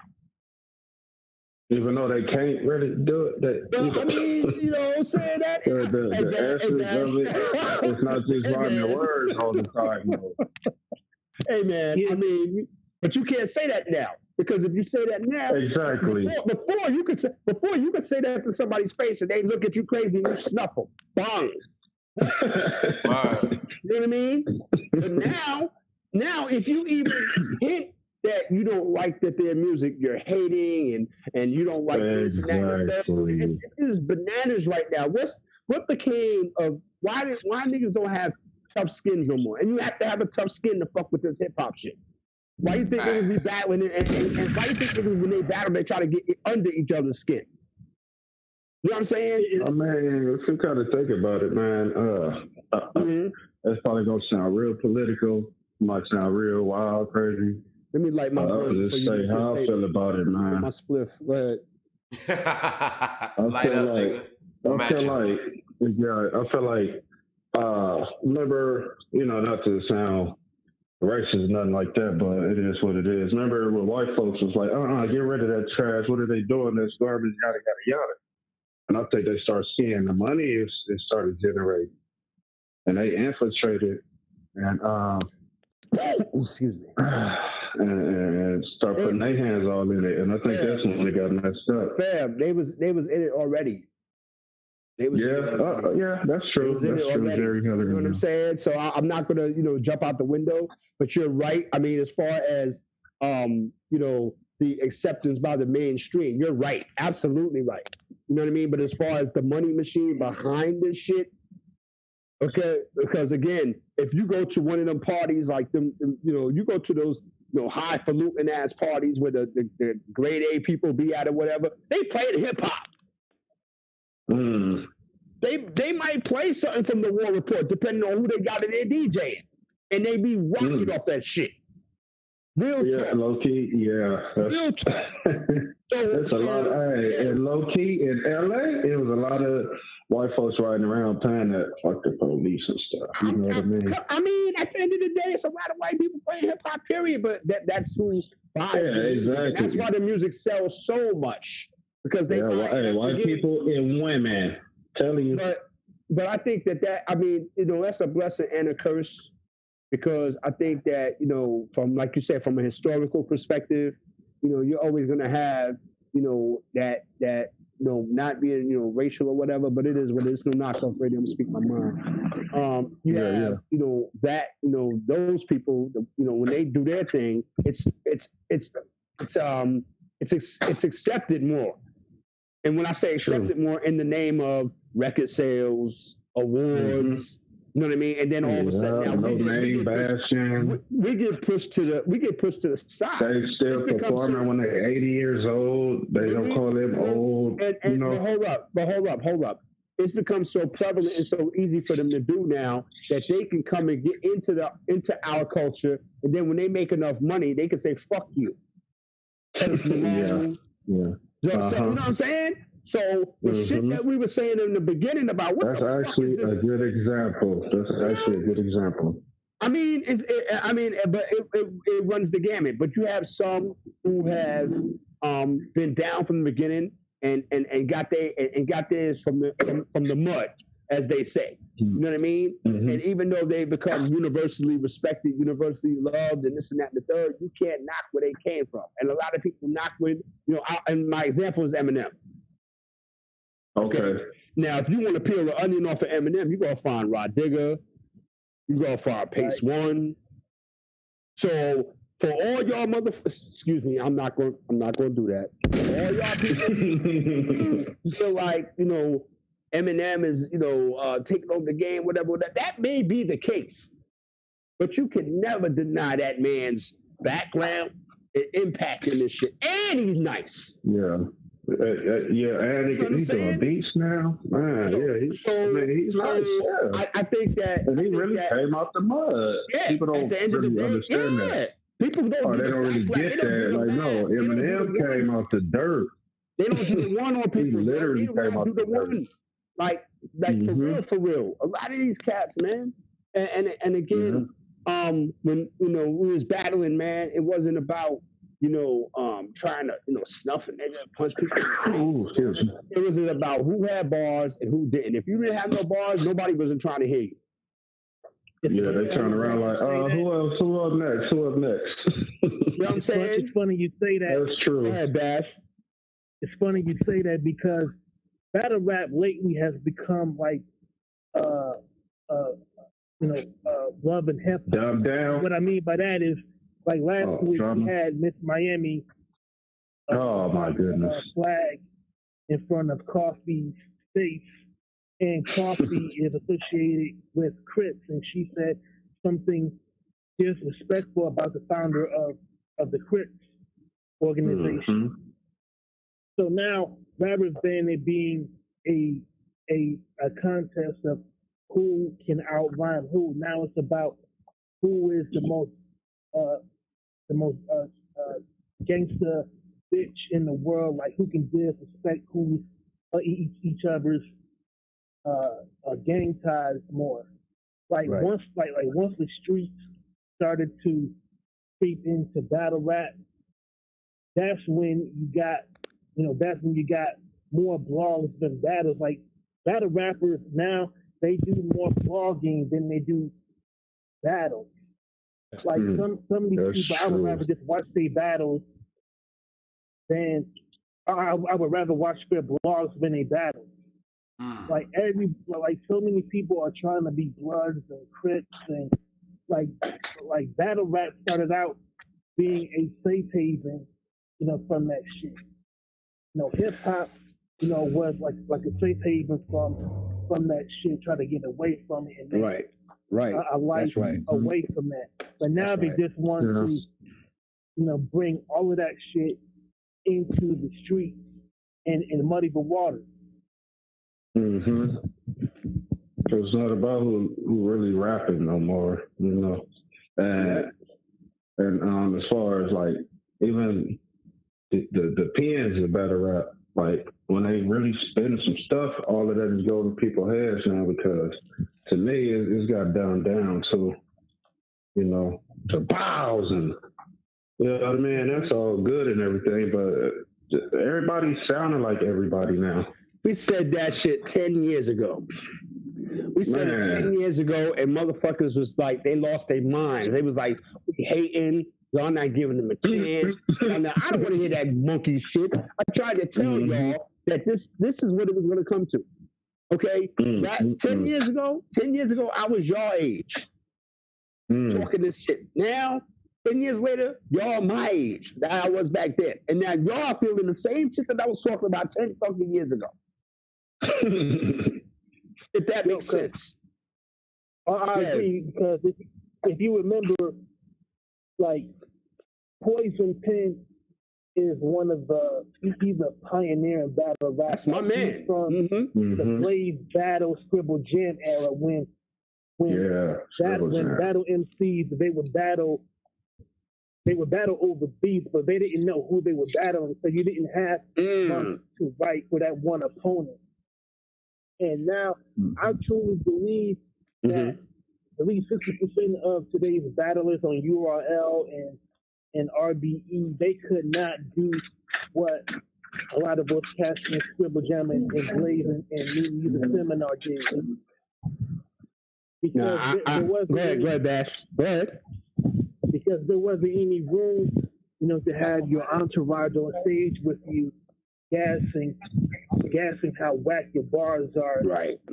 Right. Well, because they went over with an audience that love your slogan, that love, that your entourage is instigating fights on stage, and you do like 40 blogs bragging about it, so that makes you tough, that makes you street, and now you get a bigger bag, to do a bigger event. It's not like sports. Because, like less in sports, like whoever, like sports is the ultimate game where whoever wins out is the best athletic, because if you can't block, run, catch better than the next man, you're out of a job. But in battle rap, even if you have the nicest rhymes, if you can't, project an image where you're tough and you're the most thuggiest nigga on the block, then you're going to get, then you're going to, have to wait for, maybe 10 more battles for you to get, another payday that you want. Speaking of what you want, hey, Rocker, can I get your thoughts on if you had to pick an album between The Chronic and The Chronic in 2001? Which one is better, track for track? It's The Chronic. And being that 2001 is just, it's not as good as the original, but it's not far from it. Now I gotta go to the supporting cast, because Lady of Rage was way better than the female rapper Dre was fucking with on 2001. What is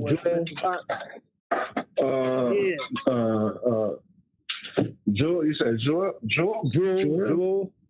I thought it was Storm. 2001 record. Whoever but a female rapper was on the 2001 record. Mm-hmm. Hey, low key, Ray's was nice. Ray still is nice. Yeah, man. See, man, listen.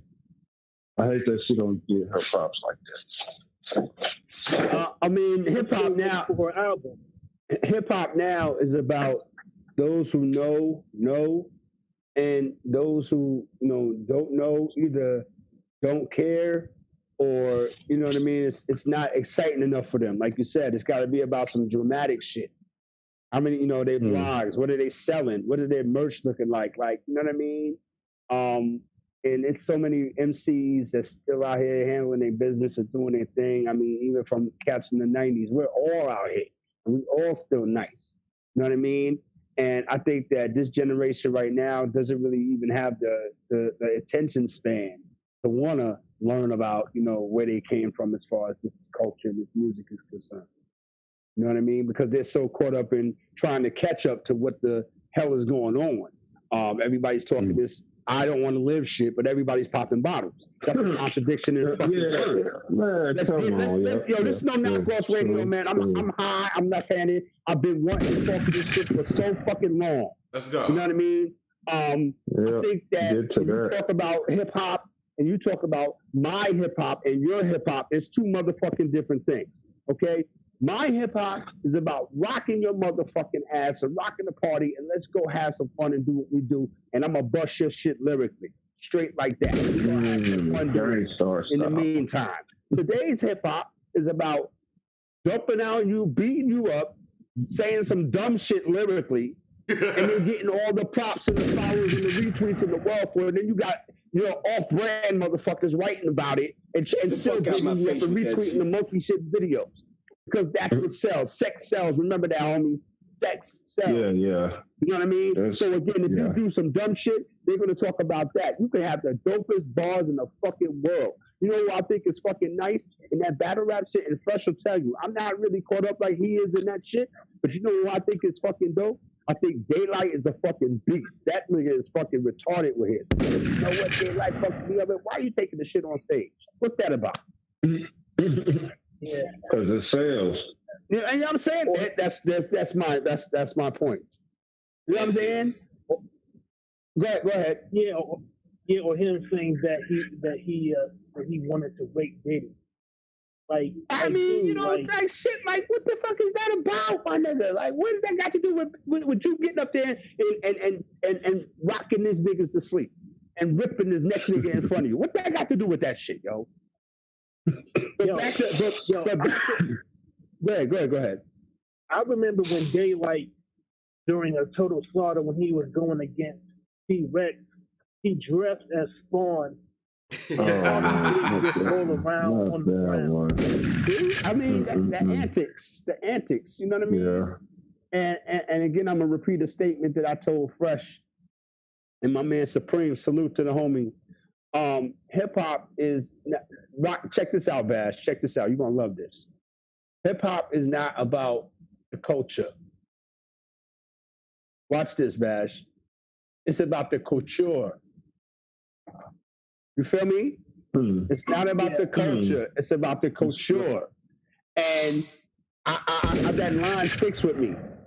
I'm nice. Culture. Yeah, it's about the culture. It's not about the culture. You know, you got to break that down for the viewers left. You got to break that down. No doubt. So, what I mean by the culture is, you know what I mean by the culture. Hip hop is not about the music. It's not about having fun. Hip hop is about the culture. Hip hop is about the brand names. Hip hop is about the dollar sign. That's what culture is. It's the fancy stuff. Okay. The opulence. It's the elegance. It's, if you ain't got the Gucci on, then you ain't shit. You know what I mean? You got to name yourself after that monkey shit. You know what I mean? So that puts you in, that elevates your status. So I'm going to talk about it. I don't give a fuck about none of these motherfuckers. Because I am hip hop and can't nobody tell me a goddamn thing otherwise. And I'm going to speak to it. Because I ain't scared. I don't owe nobody nothing. Nobody got no, fuck that. And it's the truth. Okay? That's why I say it's culture turned into couture, and that's a fancy name for style. That's all I'm saying. A fancy name for style. You want everything has to have a name attached to it. If you don't have Gucci and Louis Vuitton and all that other monkey shit, then you don't exist. And what I tell motherfuckers all the time, absolutely. Whatever name brand is popping, you gotta have it because that's what hip hop is. But that's not hip hop. That was never hip hop though. I go to Walmart. That was never hip hop, man. Jocks and some high waters and a fucking shirt 2 sizes too small and still kill your shit. Then what you gonna do? So go back in the house. Absolutely, and take that monkey shit off. So I you know what I mean? I think that hip hop is not about the culture. It's not about us talking about who's doing what on the mic and whose music is popping and who's trying to elevate their career. You know what I mean? And what crews to get together and who should battle against. So it's not about that. It's about who got the car. What car they got this week? You know what I mean? Yeah, who got the biggest? Who got the flyest chain? Like this nigga said last night, he was getting his ass whooped. So according to the audience. And the people that I talked to, but the only thing he talked about as his saving grace was that his outfit was $10,000. What the fuck that got to do with it? Hey, man, I'm telling you, that's just like I was telling Fresh earlier. That's some shit you say when you know you lost. Frustrated. Exactly. There you go. That's some shit you say. He was getting it. Come on, play some new stuff. Give me some new hits. Because Jeezy was killing them basically off of one album, man. So again, like people said, and again, I gotta rock with y'all because y'all know better than me on this. Like Jeezy got him, and I go agree with that. But I could just tell by the actions from what I was watching last night. You know what I mean? That's what I wasn't really paying attention to the music. Because the music that goes over my head. You know what I mean? I'm looking at the history. Yeah. I'm looking at the shit that Gucci was saying. I'm looking at Jeezy's response. Jeezy ate that shit. I'm not mad at him. I respect him. You know what I mean? But like I told Fresh earlier in the show, man, here's my point, Bash. I didn't think you hear this. I think that Gucci wasn't really concerned about who was going to necessarily, quote unquote, win the battle, Bash. I think he was more concerned about getting his shit off and saying what he had to say to that man's face. That's what I think the point was for Gucci. I don't think the point was the battle. That makes a whole lot of sense, too. I don't think the point was the battle. Because that nigga said, hey, Fresh, you was like, yo, did you watch the battle? Hey, yo, the parts that I did watch, my nigga, I was like, whoa. Word. I was yeah, that was wild. That was mad wild. You know what I'm saying? The shit. He said it with aggression. It was aggressive with it, though. Like he meant it, right? Like he was coming from the Gucci store, my nigga. Like, yo, I smoked your man. I sent it to you in a box. I'm like, oh, and this is real life shit. And if you send some more, I'm gonna send them back in the box too. Listen. That's what. And that's why I say Jeezy handled that like a gentleman, like a grown ass man. He ate that. So that could have went any way from there. Yeah. And I think in days prior, let me say not to cut your wisdom. I'm just gonna say this and get in and get out. In days prior, no, go ahead. In days prior, it would have went left. Thank you. In days prior, it would have went way left. Yeah, they couldn't have did that shit. They couldn't have did that shit, and that's real talk. It's not no hyperbole. It's not no take out the window and none of that shit. They couldn't have did that shit. That's facts. That got us jumping in the parking lot. You said what? Yeah. Oh, that is. I'm telling you, that got jumping in that parking lot, man. And you know, man. Go ahead. Mm-hmm. Let me ask y'all a question. Mm-hmm. Do y'all? Is it just me, but the way that the stage was set up just seemed like real too Hollywood? Yes. Like I prefer the way that Justice. They're recording. If you haven't noticed, look at Caffeine too. That's the new thing now. They wanted to look Hollywood like that now. Yes, everything has to look streamlined, fam. You know what I mean? And that also takes away from the background. Somebody eating some potato chips or some shit. Oh no, man, my bad. That's me putting some waters up, man. You know I gotta drink some water. I thought he was putting up some frozen food or some shit. Wow. Fresh was on me earlier about that too. Over there making a super nacho or some shit. But yeah, man.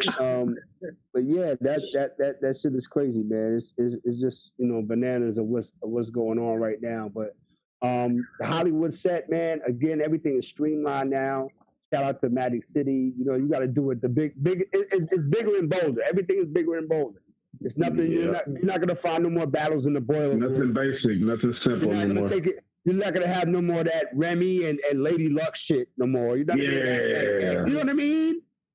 You're not gonna have that no more. You know, you're not gonna have the Sirius Jones and Jen type scenarios where you're in a close space and everybody, you know, just do it. And they there for the rhymes. They're not there for the beat. In close spaces they was there for the rhymes. They was going at each other's throats. Yes, sir. And everybody went home. I'm better than you type of rapping, like, you know? And everybody went home. Yeah. You know what I'm saying? So as much as they like to pop bottles and be mad at the police for shooting them and feel like the OGs and the old heads or whatever they call us not respecting them, it's hard to respect you if you don't respect yourself, first of all. Yeah. And this is the thing, they got more. I heard, man. Oh my goodness! Yeah, we can have a conversation about that. I'm gonna set this name up, but the boys. He said the problem now. These youngsters don't respect the OGs; they respect the IGs. Yep. You know what I mean? Jay Prince said that. Salute. And I'm like, yeah, he's right. Yeah. They don't respect the original gangsters. They respect the instant gangsters. Yeah. They respect the Instagram. They rather you rather put on a show for the gram and get your props that way than being out here. I mean, again, and we say this, man, at Fresh, man, I'm so glad, my God, that you getting to see it. Y'all getting to see it. I'm sitting back in the cut and I'm like, yup. We knew this shit was going to happen. And again, at the end of the day, it gets farther away from hip hop and closer to other shit. You know, and we still talking about it. Party God, we still talking about it 10 years later. How it's bad and the youngsters are doing this, the youngsters are doing that, but they want us to listen to them. But how can I listen to you when you still coming with that same monotonous? I'm not gonna disrespect your thing. It's just monotonous, and what that means is everything sounds the same. Like I told Fresh earlier in the show, I don't know nothing about that Jeezy and Gucci music because all of that shit sounds the same. I couldn't. And Fresh was like, "Yo, he was getting ready to go in on this joint and that joint right there. He was getting ready to spit." I'm like, "No, I'm lost because all them shit sound the same." Wow. All them shit sound the same. Now, if you play some shit like the intro, like I know that's self-therapy. All right, you drop the brand Nubian joint. I know the beginning, and that's my fault because again, I don't take the time to listen to it. But I'm like, if you heard one, you heard them all. It sounds like cookie cutter shit, but that's what's popping today. So you got to let them live. But I just don't gravitate towards it. You know, another thing is that, like, there aren't really great men highlighted in hip hop. And what I mean by that is, think about Papa Wu or Common's father or Nas's father. Like, these were, Paradise. They came from the baby boomer generation. They looked like men. They acted like men. They mentored men. Professor X, salute. They laid a great path to learn about manhood. Right. Like my father, he was a carpenter. He was a roofer. So I learned how to work around the house. A lot of these cats wouldn't even know how to change a flat tire. Right. Forget a flat tire. Checking oil. We don't get it. We're gonna go more basic. They don't know how to check oil, man. Listen, they wouldn't know how to stop the toilet up if the toilet was running. They wouldn't know how to put a washer in the faucet. Come on now. You don't want no smoke, nigga. If you're not handy around the crib, you useless. You don't know how to change the washer. The simplest shit in the fucking world. Change a light bulb for me one time. You know what I'm saying? Like, I'm just saying. How you feel about this, though, bro? Go ahead. These are women. I mean, that's the dudes the women go for. Huh? Same on them. Bro, it's like dudes that don't know to change bulbs and stuff. They don't be caring because he got on Gucci or something. Yep. You know what I mean? Like, what the? Not the culture. Like, it's the come on, culture, man. homie. It's the culture. Yeah. Yeah. Your brand Yeah, name that's why I speaks got for it when you itself. said it. Like, okay, that's right, because Yeah. that's crazy looking at it now. Like, yeah, he got a nice car, this and that. He live with his mama. What? Well, he did. He pulling that 450L SL in the projects. Mm-hmm. And you know that's a true story. You know They do it out here. Well, they do it in Cali. You know, the hood I'm is not everywhere, so Cali I'm just, I dig it. I dig it. Same difference. It's the same difference. That's crazy to me. That's crazy to Now me. you can make it realer. But let it be somebody like me. I work too hard for them. You know, I got my own everything. I work too much for them. But that's the difference between you and them, though. You know what I'm saying? Exactly. That's good. Go ahead. And that's why I pat myself on the back. Right. Salute. That's what I say. I'm the hip hop. I'm hip hop shit. Because I'm grinding out for mine. You know, I don't have to be flashy for it. Like, what's the point, dude? Right. No doubt. Hey, Rocker. Like, a lot of these cats don't even own suits. Like, no slacks, no dress shoes, no tie, no nothing. Oh, I got about 5 suits. Hey, that's a good point, man. Hey, Rocker. That's a good point. We see why T.I. ducked that Jeezy smoke. T.I. would have got smoked. Oh, T.I. did not want none of that. He didn't want none of He that. would have been brought up his snitching like every round. Yeah. He said he's been writing his snitching. ass up. Yeah. No, it's for real. Right? I think T.I. would have walked out. Yeah. I think Yeah, T.I. he'd have walked out. He'd have got, remember when Jesus said this for the culture? See, I would have been like, no, I'm doing this for the culture. I'm out of here. You know what I'm saying? All he would have to do is play that 1-800 don't snitch commercial. Oh, man. Oh, man. Yeah, man. All he would have to do is play that commercial on the projector. Yeah, on the You would have had that on the projector. Yeah, on the projector screen. Every time T.I.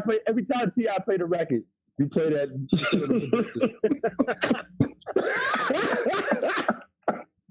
I'm sorry, T.I. I'm sorry. And you know how T.I. be using those Michael Eric Dyson words, like he would have been, like he would have been, using expeditiously and all that crap. Right. Yeah.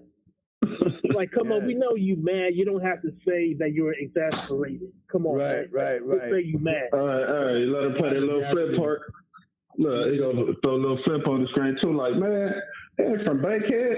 He from out of I forgot that dang city. He said, but when I looked it up, I'm like, oh yeah, that's the square part. Well, I mean, he made a living off of being T.I., man. And again, you can't really serve two masters in this hip hop shit, man. It was always about being yourself and being who you are. And we talked a couple weeks ago, Fresh, man, about being able to go back to your hood. You know what I mean? And that's the beautifulest thing. That's the beautifulest thing, to go back and get all this love from the neighborhood. Some of them can't. You know what I mean? Yeah, and that's sad. That's a shame. So again, it was always about being who you are because people know you. You know what I'm saying? And I will say, and I'll say this now. You're not beholden to anybody if you get out and you make it and you do what you do. So you stuck to your guns and you find it out and now you're reaping the rewards. Now you do what you do. But remind the people of where you come from. Because sometimes the hood ain't gonna let you stay. The hood ain't gonna let you stay in the hood. You're gonna have to move. No, exactly. You're gonna have to move. Okay, look, perfect example. Look at Nipsey. He got a little too comfortable with the hood, man. That he thought he could go out with no bodyguard that day. And that happened, but why would you have to go out with bodyguards in your hood? Okay, I'll tell you like this. Being from LA, 60's notorious for hating on each other, man. Right, okay, so there you go. Okay, so yeah, I saw the other day they tore up the marathon clothing spot, right? They bust out the man. Listen, that's why I think it's a setup too, low key, because They wanted that corner. They got a whole train. They were gentrifying the hell about that area, man. I mean, like it's a long way from when I was walking up over there. Right. That little district, man. It's wild, man. Have they? Like they wanted that corner because that's going to be a money making corner, you know. Yeah. And then the area right behind that, right. Those are $1 million houses, dude. Where the clothing store was, right. All them houses over there, that's for like Baldwin Hills and all of that, man. Windsor Hills. It's money over there. People with money, they don't want to come pass by seeing this 100 dudes hanging out, throwing fingers and mad dogging. Yeah. So, you know, the money talk, man. Even though, you know, you think we get a fair shake in life, but no, money always going to overspeak everything. Yeah, man, but it's people don't understand you can't be happy without it. But it's much more at this point. It's much more than money, man. It's lots of, you know what I mean? Legacies. Yeah. You know, when you talk about the aspect of a Nipsey Hussle, what he was trying to do, you know what I mean, his come up, you know what I mean, and we talked about it, and it's just been a testament to what hip hop can do. You know what I'm saying? True. And for that to even end up like that is sad on many levels, but still not to be able to speak to it and acknowledge that we know why you did it, we know you did it, is crazy to me. It's crazy to me. So all of this, we're gonna kneel with the people, and the cops are kneeling with the people, and they standing with us, and they down with hip hop, and this and that and the third. I don't trust them like a grown. And then you know, people who don't understand, they look at it as, oh, you hating. No, I'm not hating on. No, I know what time of day it is. I've seen this movie before. There we go. Look, you probably read a lot too. You see the underlying stuff. Yeah, absolutely. So it's not, but it's just what the media want to show us, man. Fuck the media control. Fuck the media. If you get controlled by the media, then that's your fault. If you don't have your own, third eye open, it's three. We all got. There you go. Two physical. You go read between all of that. You know what I mean? That's like I tell my kids all the time. Don't listen to what they tell you here. Go read. Go pick up. Go read something. They want to hide. What they say, Fresh? Hey, Dash. What they say? I know you know. What's the easiest way to hide something from a nigga? Put it in the book. Put it in the book. Thank you. Put it in the book. You heard? You know what I mean? And here's something I want to touch on real quick, because I don't know how much time we got left. Fresh. Real quick. Are we good? Okay, cool. When did it become not cool to be smart? Never to me, man. I want to get Rocker Bash perspective on that. That is when crazy. Did it become not cool to be smart? Yeah, please break that down.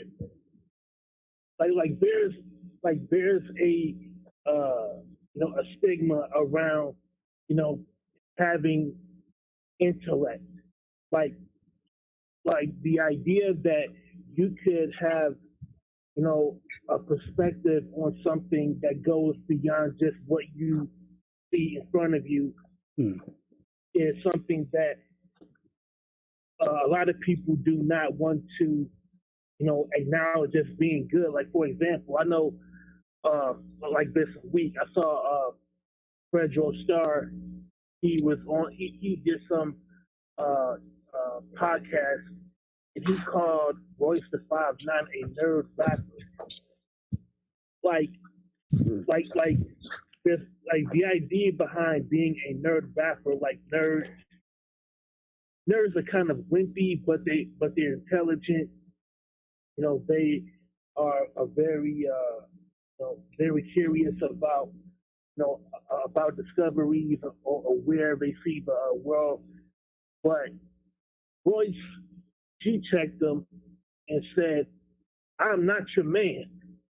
Like, if I was really your man, you wouldn't say that I'm a nerd rapper, because nerds are people that are bullied.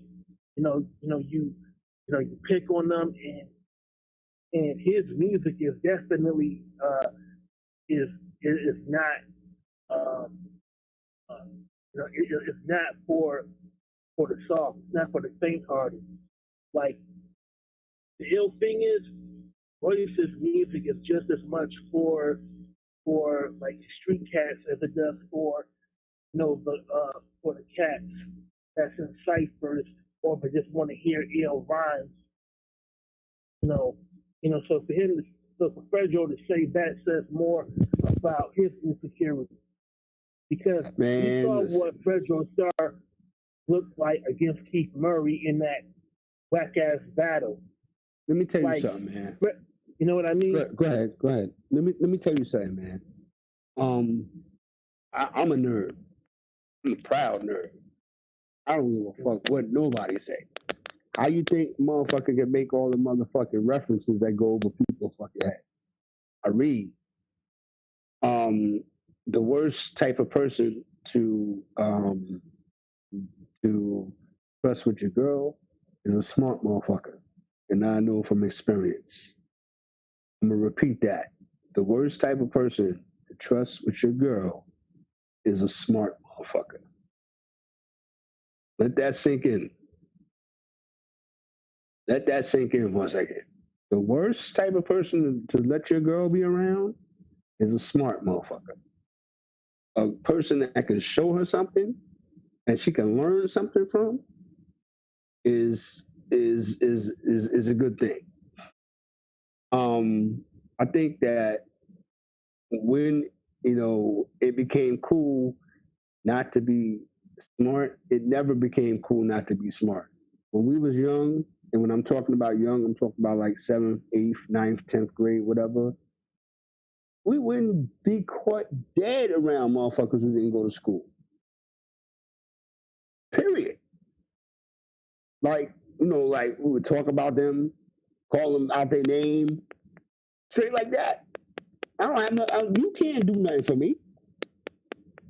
Even outside, I don't want to be around you because when the shit get thick, that's the first thing I'm gonna say. And then either we gonna be snapping back and forth with each other, and I'm gonna destroy you, or we gonna be fighting.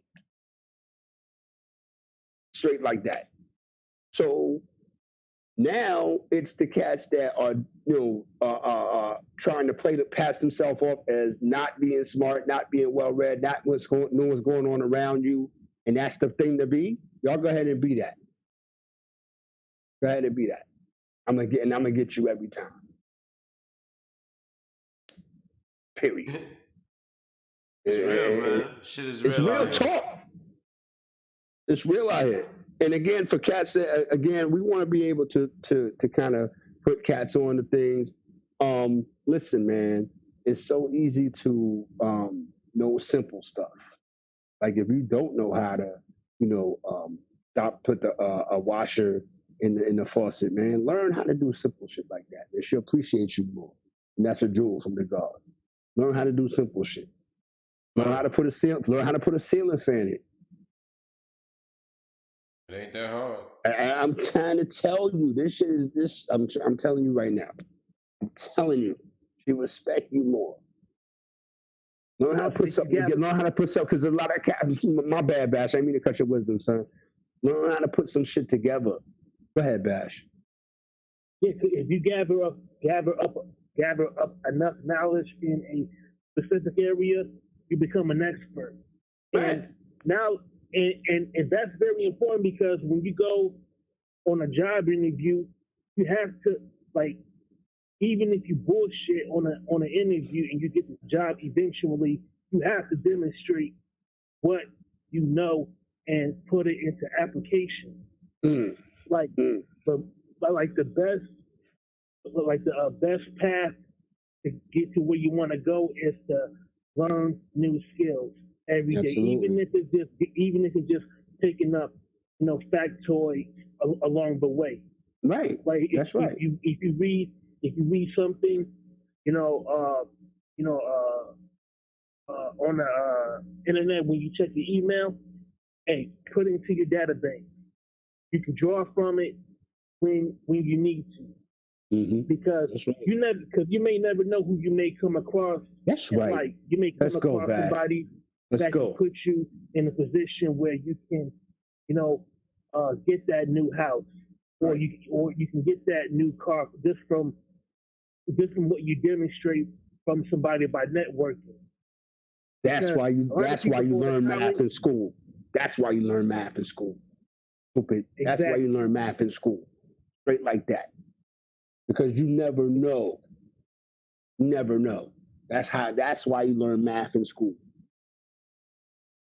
Yeah, because That's as why. long as because when you come across that person Yep. that takes a liking to you, Let's and go. the more they speak to you, the more they realize just how much you know, just how much you will be an asset to them, whether it's personal or professional. You got something there that you can work with for the rest of your life. Yep. And it's about maintaining relationships wherever you go. Yep. Like when one door opens, another will follow. And you have to, but without the knowledge, you'll never have those doors to walk through. Another thing too, man, you have to be, and I'm coming from the philosophical perspective on this one, man. Another thing in today's society, and this has to do with, if you want to, in relationships as well. You have to kind of like accept and learn and at least be familiar. You don't have to learn it and memorize it, but be familiar with other cultures.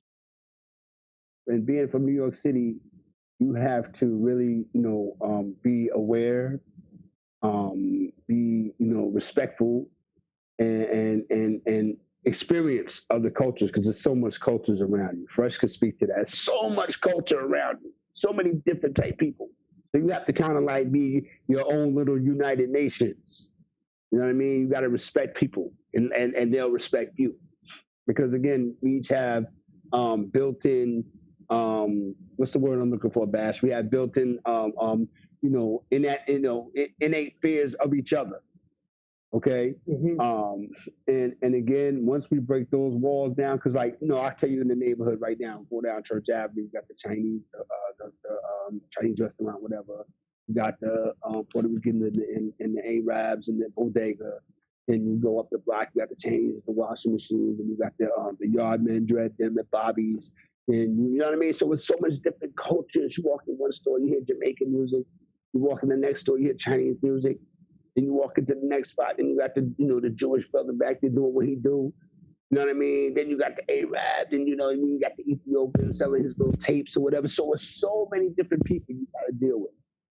So it helps to kind of like have that kind of vibe where you can relate to them, and it works, man. It helps. Like my man said, it helps you, move along, man, in situations. But as far as getting back to your personal relationships and stuff like that, learn something, man.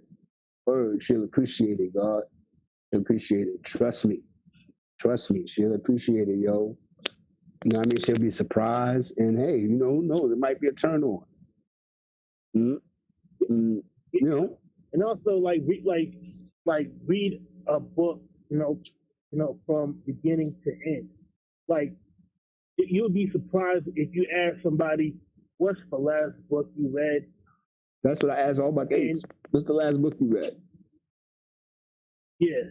And but what the answer is, it's like that tells me all I need to know. Yeah, because a lot of times, like, come on, son. If you can't name a book that you've read maybe in the last 5 years, that says everything that I need to know about you. Yeah, that's it. And it's not necessarily bad. It's just that you can't talk about like worldly issues and stuff like that. We don't have to go into it on a CNN level. You know what I'm saying? Just be, well, we could have a conversation, boom, boom, and then move on to the next thing. You know what I mean? Just like, okay, you're aware of what's going on. We can spark that conversation. But I mean, reading the book from beginning to end, comprehending it, and again, man, yeah, read a book, man. Read a book. You know, and a lot of go ahead. And before the pandemic, you know, it costs nothing to get a library card. Like it costs nothing to take out a book. You know what I mean? Like the last book that I read was a book called Panther Baby about the youngest member of the Panther 21. They were a group of Black Panthers from the New York chapter that was charged with conspiring to blow up New York landmarks. They eventually were acquitted. You know, but that book touched on prejudice. It touched on imperialism. It touched on how capitalism has affected how race has ruined so many classes of people. Like a lot of the things that you see going on in the country, a lot of it is addressed in that book, and it helped put into perspective what you see day to day. You know how co-workers, when they say slick shit, you know, when they think I'm not listening, I understand why they say that shit. But if you don't read, if you don't check out other perspectives, you'll always be in the dark. So now when I hear shit like that, I just laugh because once you know, now you can, now you have the information, you have the ammo to answer that shit. You know, so it's like without a book, you're walking, you're going into war without any backup, without any artillery at all, without any strategy. Yep, that's what I say. Don't call me Captain Clapback for nothing, man. I'll tear your head off. I will tear your head off, and again, I do it in a nice way sometimes, but again, that comes from reading stuff and being able to reference stuff, and and that's just what I do. You know what I mean? But again, everything's not for everybody. But all I'm trying to say right now, as far as cats, wonder why, sometimes that, it's hard to come across, and to the opposite sex or whatever. You just have to, kind of like just be simple, be yourself. You know what I mean? And you already know. Some of you don't. I'm gonna put you on. Make them laugh. If you can make them laugh, even if you take it to the music. Even let's go to the music. Yep. Like certain things that Chuck D referenced, like inspired me to look that stuff up. Right. When he was talking about the SCLC. Okay, like that's a Southern Christian Leadership Conference. So I started reading more about the civil rights movement. Right. Medgar Evers. But a lot of it goes back to reading. Like the best rappers are very well read. Yep. Like you can tell, what Chuck D and KRS-One read. Yep. That's right. That's right. You must learn. And yeah, man, and you're absolutely right, Bash, man. Very well read. And there's nothing wrong with being smart. There's nothing wrong with that. And again, we just go from different topics to different topics. We just don't stay in one lane. So, I mean, being diverse and just being well, rounded, there's nothing wrong with that. You know what I mean? You talk about a cat like, wise, intelligent. You talk about the gods, you know what I mean? And that's just another topic all in itself. But a lot of cats are well read. And you could tell in their verses, because they don't, use the same references. Because that's why, and I'm gonna say this, Bash, I'm gonna say this fresh to everybody out there that's checking out No Knockoffs Radio right now. We appreciate y'all. Yes, sir. That's why Pasta News is my favorite MC. Like he's right up there with Grandmaster Caz, of course, Grand Poobah and all of them. But Pasta News is so fucking dope. Like it's so, you got to listen to him. You know what I mean? And again, I like Pas. You know what I mean? He says a lot of shit that I wish I would have said, and he's so simple with it. And he says the same thing that these straight up so-called thug niggas be saying. He says it in a way that's slick, that you can listen to it and you won't be offended by it. You know what I mean? And Pasta News got so many fucking bars, and I think he will destroy a lot of your favorite MCs. But because it's Pasta, you don't get the respect like that. But here's what I think, what I would say to that, and I'm gonna leave it alone because Fresh already know this nigga talk about Pasta all day. They will not call Pasta out.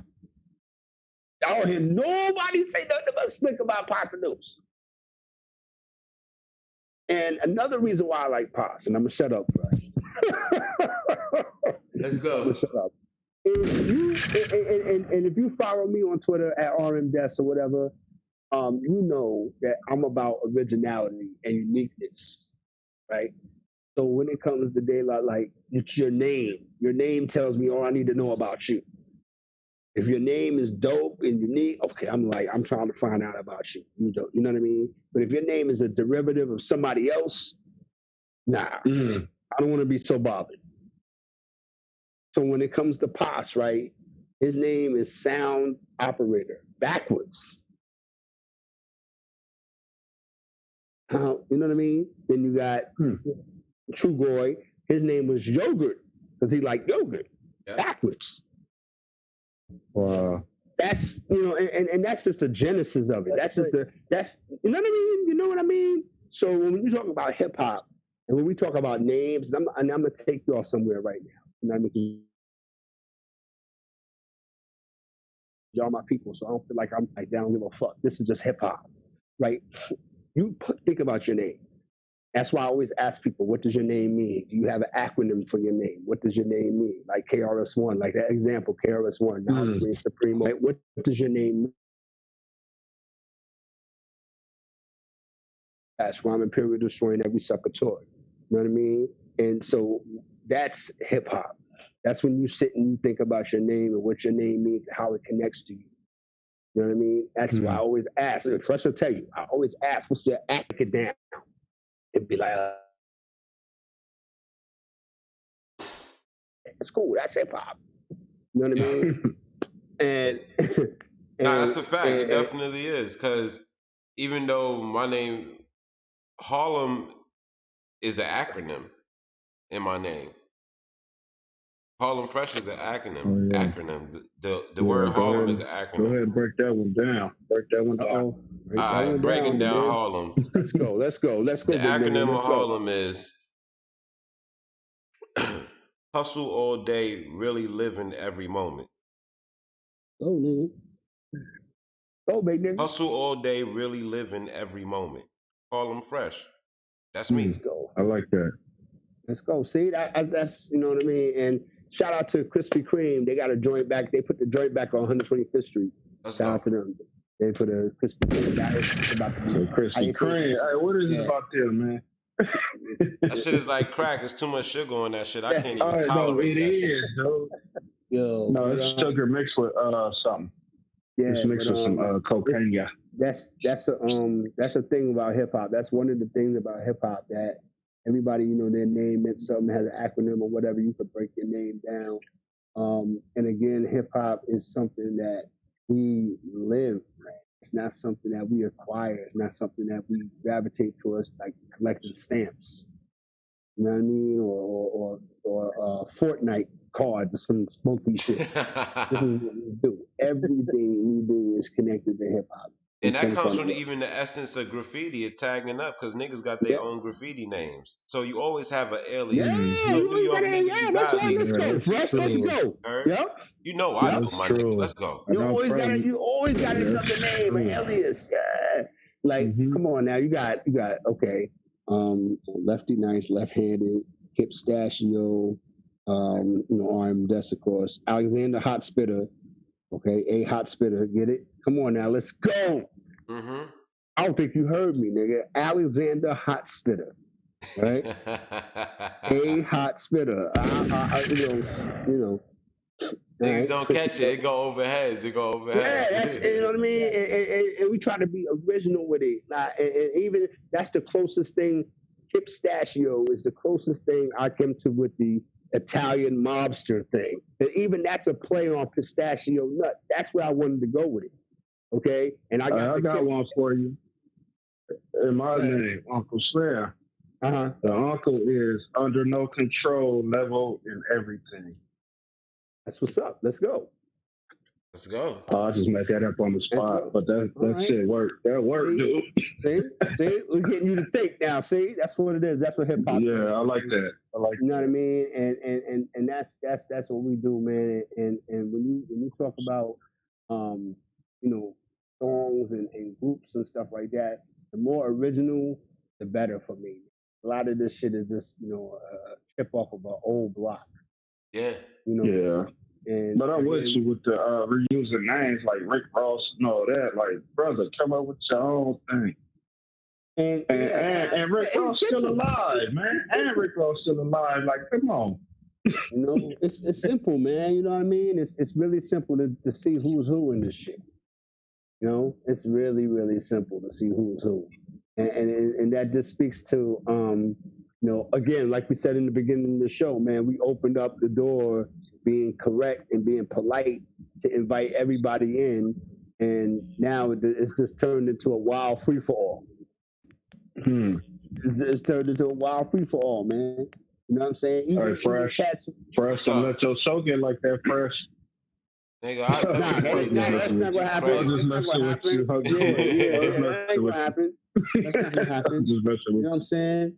But I think that you know, when you turn hip hop into a wild free for all, people start to get tired of it, and we just sit back in the cut and we watch.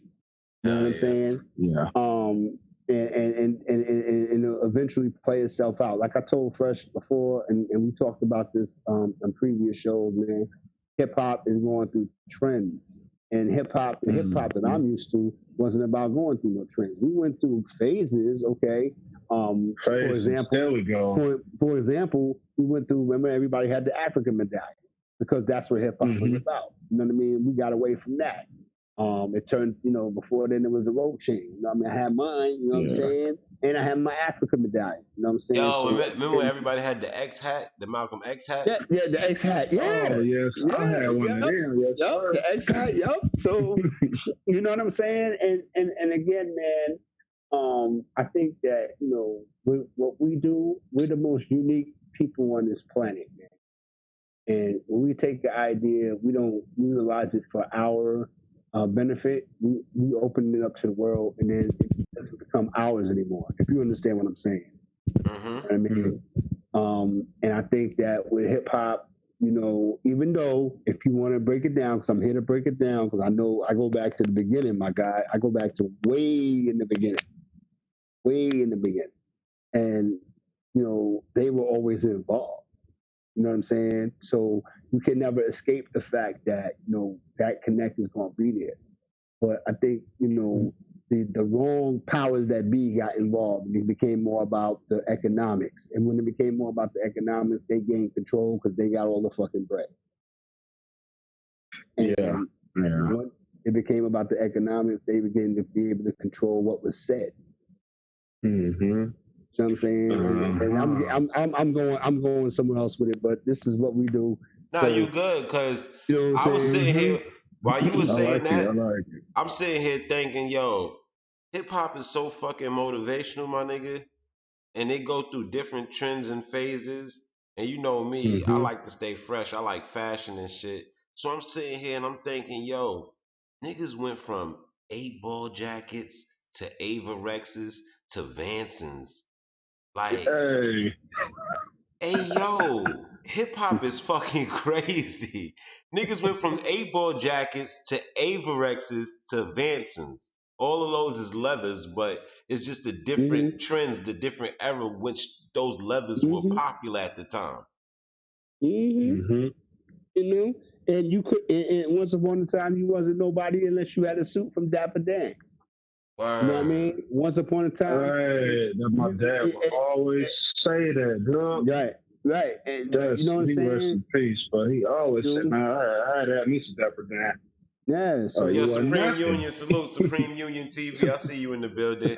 Yo, salute, Preem. you remember You when had you to have, had to have a triple fat goose, or you had to have a bear, or you had to have a North Face, nigga, you had to have a North sheepskin. Face. a You had to sheepskin, a leather bomber, nigga. Hey yo, a Sherilyn, have a sheepskin. a What? Sherilyn. No, hold on, wait a minute. Hold on, fresh. He said it like it's asking a question. A sheepskin. Yes, nigga, you crazy. Yeah. A sheep. Nah, yeah, oh, he said sheepskin. Oh yeah, niggas had sheepskins. You bugging? Talking about Yeah. Kanye? Niggas had the Yeah, sheepskin with the sheepskin wool coat. on the Yeah. inside. Nigga, you Oh, wild. sheepskin. Oh, we talking about a coat? See, look at this. Look at this. That one got See, me. you see this, That one Bob? got me. You see this? That You see one this? got me. That Well, one he got thought you me. was talking about a West condom. Coast. Fuck wrong with this nigga? And that with people that know. That's a good one. Hey, glad we could be of service. But no, but yeah, sheepskin. Appreciate y'all. That's why I subscribe. Like they're talking about some different stuff. Yeah, man, that's what it is during the over winter, here, that means man. everything. Yeah, Supreme, come up to the show. Call up, nigga. Let me get Supreme. yeah, up here. Preem. Let's go, man. Let's You know, talk we be about some talking hip sheepdogs, hop man. all night, nigga. Listen, That's all and we listen, do. check this out, Fresh. Hey, Fresh, check this out. Let's What's talk up? about some sheep. Let's talk about the sheepdogs with the Russian hats. Oh, now with he the go. to match, of course. Yeah, with the Russian and the 40 belows and the 40 belows and all that. But Yeah, you had to have your that's, bishops, your 40 belows, yeah, nigga. you had to have. Yep. You had to That's have the your bishops. Wait, hold on. from Juice. Okay, wait a minute. Maybe that's why I'm getting lost because I'm from the West Coast. You know what I mean? Okay. So when we hear sheepskin, when we hear sheepskins, we think about some, you know what I'm saying, some rubbers or something. Oh wow, that's for real. That's why I'm like, you gotta break that down. The sheepskin coat Memory. That is, hey, just what he said. That's the code. That's crazy. But yeah, that's culture like right the difference. Huh? Yeah, that's You true. thinking of Memory Lane by Nas. I mean, with Shockwave Sheep Coat. That's crazy, yo. I seen somebody get stripped butt naked for their sheepdog and their leather suit. That shit was sad. But yeah, man. Nah, word is bond. Word is bond. Niggas get got for their leather bombers, their sheepskins. Yeah, for their Niggas bombers, is getting yeah. Yep, that was the thing. Niggas start taking your got. Yo, sheepdog. you remember when flight jackets first came out? Oh yeah, the flight jackets, yeah. Nigga. But here's one for you, Fresh. I'm gonna take you back. I'm gonna beat you in the head right now. The lumberjack shits. With the hat to match, nigga. Let's go. With the hat to match. I remember them though. Okay, the lumberjack shits. Red and black. Yeah. Red and black. Looking all hot, but they was comfy though to me. Right. Remember the Fresh? Remember the niggas used to get the vests, the jungle vests and shit, like Jungle Brothers and shit. Niggas. Let me ask y'all this. Y'all from New York, so let me ask y'all this. Do they still do the one leg up joint? I do. Pulling one pain leg up joint. Yep. I do. It depends on your sweats. When I wear my sweats listen, and my that was Timbs, hip hop as hell to me, though. I wear my sweats and Timbs, no doubt. Because my folks here, like, man, look at these fools with one leg up. I'm like, that's how they do it. Here's another thing. I'm gonna break it down for you, my guy. You're gonna learn something today. I'm gonna break it down for you. Here's another reason why we did that. As simple as riding a bike. You ride your bike, don't get your pants caught up in the joint. On a chain, Hey, yo. Pants, and that's what it was about. That's how that started. Because it was always on that. That makes good looking out. That's why you do it. You pull your pants leg up, and that's where that deviated. So I thought it was swag. Hey, see, you learn something every day. I don't give a damn how old you get. You learn something every day. And then let me tell you this, Slim. Right. Slim, you know why most New York niggas don't tie their sneakers, right? Because you got to jump up out of them and run? I don't know. We don't tie sneakers because we don't plan on running. Let's go, nigga. Wow. Let's go, big nigga. I like that. We don't plan on running. So if it go down, it's going to go down. We don't plan on running. That's why we don't tie sneakers. You heard the first thing I said, so you can jump out the shoes and run or something? So niggas keep their sneakers tied, that mean they plan on running.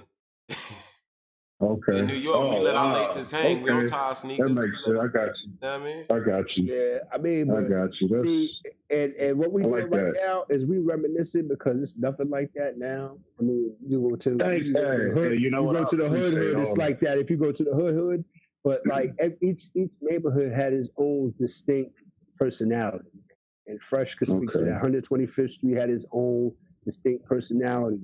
Fulton Street from Brooklyn has its own distinct personality. Jackson Facts. Avenue in Queens, you know what I mean? Like it was different from Fordham Road in the Bronx. Everything had its own distinct personality, and that's what made it dope. You know what I mean? We would go to, come from Brooklyn and go to Harlem and go get my weed. Go all the way to Harlem from Brooklyn, Flatbush, and take the train at 2 o'clock in the morning and go get some trees. That good smoke. At 2 in the morning and go Good get some smoke. trees. That good That smoke. good stuff. At 2 in the morning and go get some trees. Take the train. We would walk. Let me tell you, now we're going to have a conversation. We would have a conversation now. Because this is how dope it is. This is hip hop. We was younger, and this is New York. Man. We would walk. We would walk. We would walk. Like, remember when Puffy was talking about walk juniors for fucking cheesecake type shit? Oh, cheese. Yeah. That was like normal though, right? That's a nah, nigga, that ain't normal. No, I'm asking. I'm like, that was normal, right? Because you talking about untied shoes and shit. And jumping on trail. I'm trying to figure it out. I need all the masters. That's what that AA Fresh. That's for a special occasion. That's for special occasion. But okay, I need. I know what you mean. No, that is not normal. Yo, not for nothing, though. I'm intrigued. Not for nothing, though. Brother. I know niggas that walk from New York to train. New Jersey crossing the George Washington Bridge. I mean, I walked from Flatbush to West Fourth. That ain't really it's a mission. But why the long walk? You gotta tell me. Because you experience shit. You pass through different neighborhoods. You know what I mean? Like, for example, you walk up. I'm gonna take you through it real quick. You walk up Church Avenue, all right, and you make a right. You see all the little Haitians, Jamaicans probably have a bag of weed, get some cocoa bread, the beef patty and shit. Then you turn and go up that Flatbush. Now you're going down Flatbush, right? You're going towards downtown. Okay, when you're walking down there, you just walk to another neighborhood. All the stores is on Flatbush. So you're going to see people you know. It's like an adventure. You just walking. You just mind your business. Definitely going to see mad shorties. And you good. Yeah, definitely you can go your weed. Absolutely. You're going to see some mad shorties. You're going to some you know, some you don't know. You're going to roll your weed up like walking down. You just walking. And now you buy, here we go, Fresh. You buy, I'm going to go buy Evansfield. All right, walking down Flatbush. Now you buy Evansfield.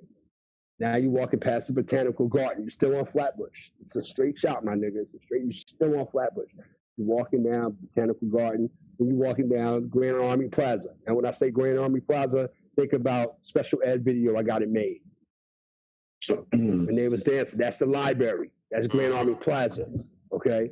Now you walking past that, going downtown. Walking down, you're still going down Flatbush. And the only thing, if you was driving Bash, it would be a circle. Okay? That's the only difference. And you're walking, but you're walking straight to stand. You're walking, pass by this, that, the restaurants, you see people, whatever, you stop at the store, you see the Ock, whatever. It's an adventure. You having fun. You good. Now you walk past Juniors. No Juniors, right? You walk past Juniors, right? Still on Flatbush Avenue. Walk. Now you will walk past Fort Greene. Fort Greene is going to be across the street. Projects. Now, when you walking down Flatbush, you pass by like Spike's area, all that shit. Now you walk into the bridge. Are you walking over the Brooklyn Bridge? Yes, nigga, you walking over the Brooklyn Bridge. You got to experience that shit one time in your life. Just don't look down.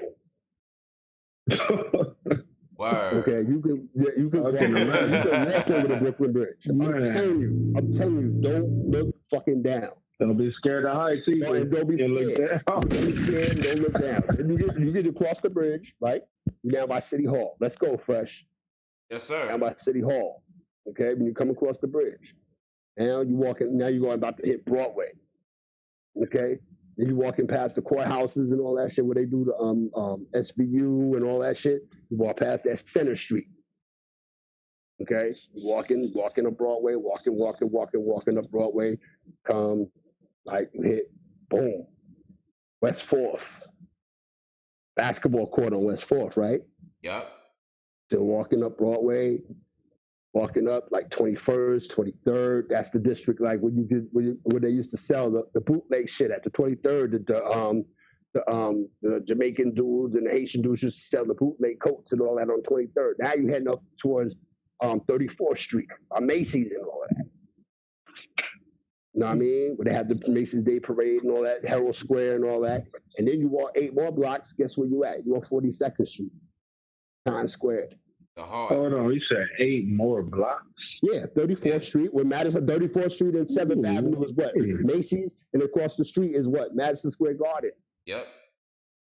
Then you walk 8 more blocks, you on 42nd Street, Times Square. It must have been some short blocks, dude. He bugging. I ain't gonna say. How safe were those blocks? Yo, hold up, y'all. Y'all was hold up, y'all. Supreme. Hold on. Supreme Union said he about to join us in setup. So let's go ahead and get into this joint right quick. You know, we got to keep it to the music. So let me get into this joint right here. My man, let me see who we got. Are you ready? Are you ready? Are you ready? Prime City, and you know how we do. We gonna take it to the top, and that's what we do at No Knockoffs Radio. We take it to the top, and when we say we take it to the top, that means we going to the top motherfucking floor. You dig? So make sure y'all get that Cloth Talk, Def Soldier, Prime City, top floor. Let's get it. Let's go. From the motherfucking yeah.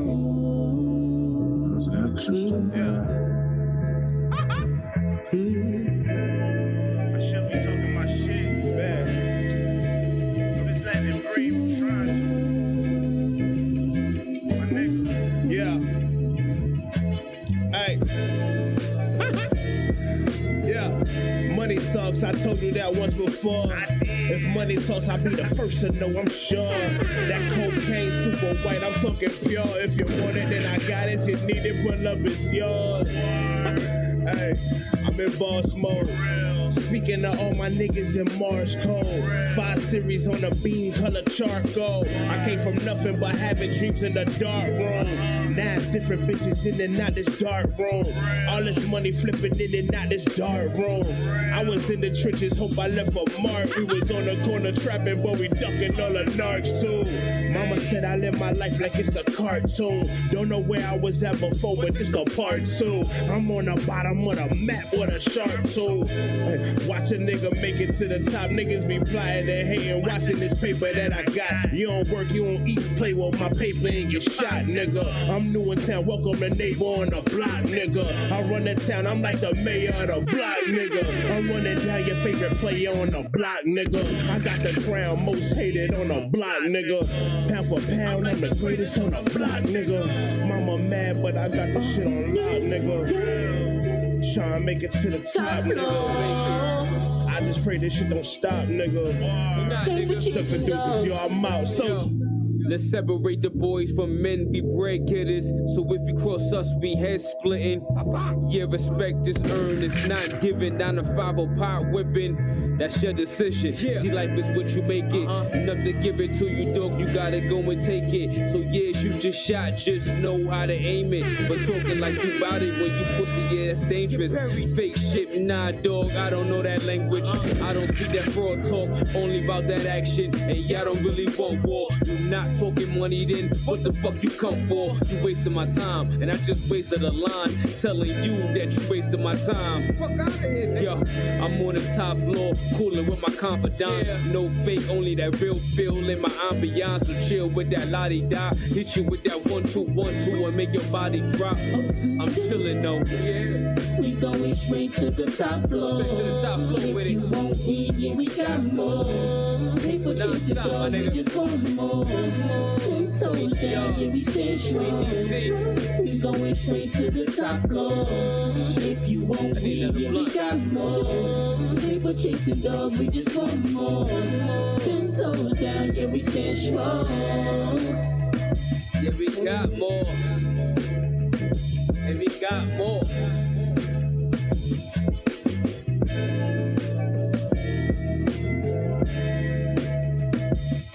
Top floor. Top floor. That's my shit right there. I love that shit. Man, I can't get enough of that shit. Top floor is that wave right now. Fire. Straight like that. No Knockoffs Radio. We back in the building. My boy Rico's coming in Supreme Union TV. Now I mean, Lefty Nice. Now I mean, aka RM Desk. We got Slim in the building. Rocker Bash is in the building. Y'all already know how we give it up. We ain't playing no games out here. What's good, y'all? Chilling, man, that top floor, Jordan, I need that, man. Hey, that top floor, yeah. Man, I love vibing to music. I love vibing That's to that music. joint. That's off that Cloth Talk by Def Soldier in Prime City. It's available for download. Make sure you get that, stream that. Now I mean, top floor. Now I mean, that's that shit right there. Relaxation music, top floor, nigga. We was over the city. Yes, top floor. Penthouse suite. You did. With that baseline was serious. Oh yes. Yeah. Supreme Union, what's goody, nigga? Shit, salute to everybody in here, man. Just chilling, you know, get into the bag. Absolutely, as you should. Coming home to chill with my niggas, get online, you know what it is. Okay. No doubt. Supreme Union, give us we was talking about the Jeezy versus Gucci versus last night. Give us your thoughts on it, your recap, how you felt about it in general, sir. I think it was a movement, first of all, for hip hop, especially, you know, trap music and the gangster culture part of hip hop. It was very tense and it was like being in the club with somebody you got beef with. And like, so it gave you that street feeling, like literally gave you that street feeling while you were watching this thing, because you didn't know what the hell was going to happen, especially with Gucci coming out. Gucci's a G all day, every day, which, you know, he was the one that he set the tone, bruh. He set the tone from the very beginning, but then calmed it down once he got too out of control, which was fine for a man, you know, who somebody sent to get murdered and then he ended up handling his business. You know, I understand there was probably still just a tad bit of anger there, even though they had talked a little bit. But overall, it was beautiful, I think. You know, I had time to sit with it. Overall, It was a beautiful thing for everybody to watch. And people who's not in our lifestyle and our culture don't understand that anxiousness. Like the anxiousness people were feeling, we feel that every day we walk out of our house. You feel what I'm saying? So like the people who don't know that, they got to feel that. You feel me? So I think it was a beautiful thing, and it was a big moment at the end with the whole So Icy. They never did that song together in public. Ever. Hey, that's the beautiful part of it. Even after what had happened with My Truth song, you know, for them to wrap it up with that was good for the culture, you know. It was definitely a good look for the culture. It was definitely a good look for the culture, and us as all of us as you know, with the whole culture, like, you know, people squashing their beefs and all that. You know what I mean? There was a good step forward. I don't think it's gonna change shit miraculously, but at least it's a good example to refer to. Yeah, especially after all these rappers, you know, what's been going on. But let me ask you, man. Let me ask you, man. It's left-handed right here. Let me ask you, my guy. What's your thoughts, man, as far as, you know, hip hop right now kind of going through a contradiction of terms? Whereas, you know, you're saying, you know, it's about peace, but you know, these cats are shooting each other on a daily basis, almost by the hour. What's your thoughts on that? I think you're right. It's just what you said. It's a contradiction of terms, and we've been like that though for a long time, you know. And I think that's why we finding ourselves in these steep ass trenches, because we are a walking contradiction. We say we don't want thing, but then the best songs that we like and the songs that we think are about killing each other. So we are fucking walking contradiction, bro. We say we don't want y'all out there killing each other, but then that's the songs that we like the most when y'all talking about y'all out there killing each other. So no, you said it perfect. You know what's crazy? It's like, police, you can't kill us, but we could kill us. Oh, we could kill us. Yes, fresh. Right. Yeah. What kind of ass backwards shit is that? For real. No, that's not ass backwards. That's back asswards. Let's go. But it gets deeper than hip hop. That's why I don't really like talking because it gets deeper than hip hop. We can't just blame hip hop. We gotta look into, like I said before a long time ago, and I won't go deep into it again, about the manifestation they wrote years ago, how to break niggas down and make niggas hate each other, where we could do the job for them and they don't gotta do it to us. I'll leave it like that. We know this. We know this. We've seen the manifestation. Manifesto, not manifestation, the manifesto. If you got any kind of consciousness, you read that. You know that exists. So I mean, yeah, man, it's crazy. It's crazy. If you But want, I'm just saying, it's just, man, it's just. if you want, that's one of the sayings that was put in the book, right? If you really want to break it down, you could even apply it to the secret meeting to destroy hip hop. This all is a plan, and Preem knows exactly what the fuck I'm talking about. So again, we are aware of this. We got consciousness of it. We're not blind to the facts. Public getting re-record, shout out to Flav. We're not blind to the fact of what's going on, but we choose to ignore it. But we rail against it though, Preem, right? We talk about it, we're aware of it, we know what's going on, but who's gonna, really take the weight as being the one that's going to try to change? Yeah, my guy. And you know what? I think you're right, and I think you're right because you not even I think you're right. I know you're right because think about how hip hop has become the world most popular music. I don't think they really like that. It became the most popular music in the world. That overtook rock and roll. Yeah, so listen, you know why? It overtook rock and roll, right? And we control it though, because we are the culture. You understand? Our people. So you don't notice how they be sneaking in these little white boys and trying to make them hot, Jake Marlowe and all. You understand what I'm saying? Listen, because they understand that we control the narrative in this business. And if we really understood that left, we could clean up our music and put some consciousness in our music that don't sound corny. But it's that those guys don't, like you said, they're trying to ruin it from within so that they could take over it. And again, to add on to your point, they're trying to ruin it from within so that they could take over it. And again, to add on to your point, if we really understood it, we would box them out. If we really understood it, and we would be self-sufficient as far as hip hop is concerned. We would have a union. We would have a situation that would take care of the pioneers. They would have insurance. You know what I'm saying? So when you say union left-handed, are you speaking in the aspects of like the union in the NBA? Like how Noriega was saying on his show, a union, to where we take care of our veterans of hip hop, if you will. Right, and absolutely. And so all the artists would kind of like contribute to a fund in some kind of way that we would have an economic situation going on where we could actually take care of our own. Again, some of these artists that are vital to the culture are not in the best of health. And they don't have an insurance plan. They don't have we didn't think ahead like that. You know what I mean? And again, it's 2020. I really want to stop saying that because it's true. We already know that we didn't think ahead, but now here we are. Yeah, and the business changed, and we should take care. As to your point, I always believe that too, and I'm happy somebody like you saying it too, because those guys that opened the doors and made it where everybody could be making these millions of dollars nowadays, they had to take that hit on the chin, and now they out there fucked up.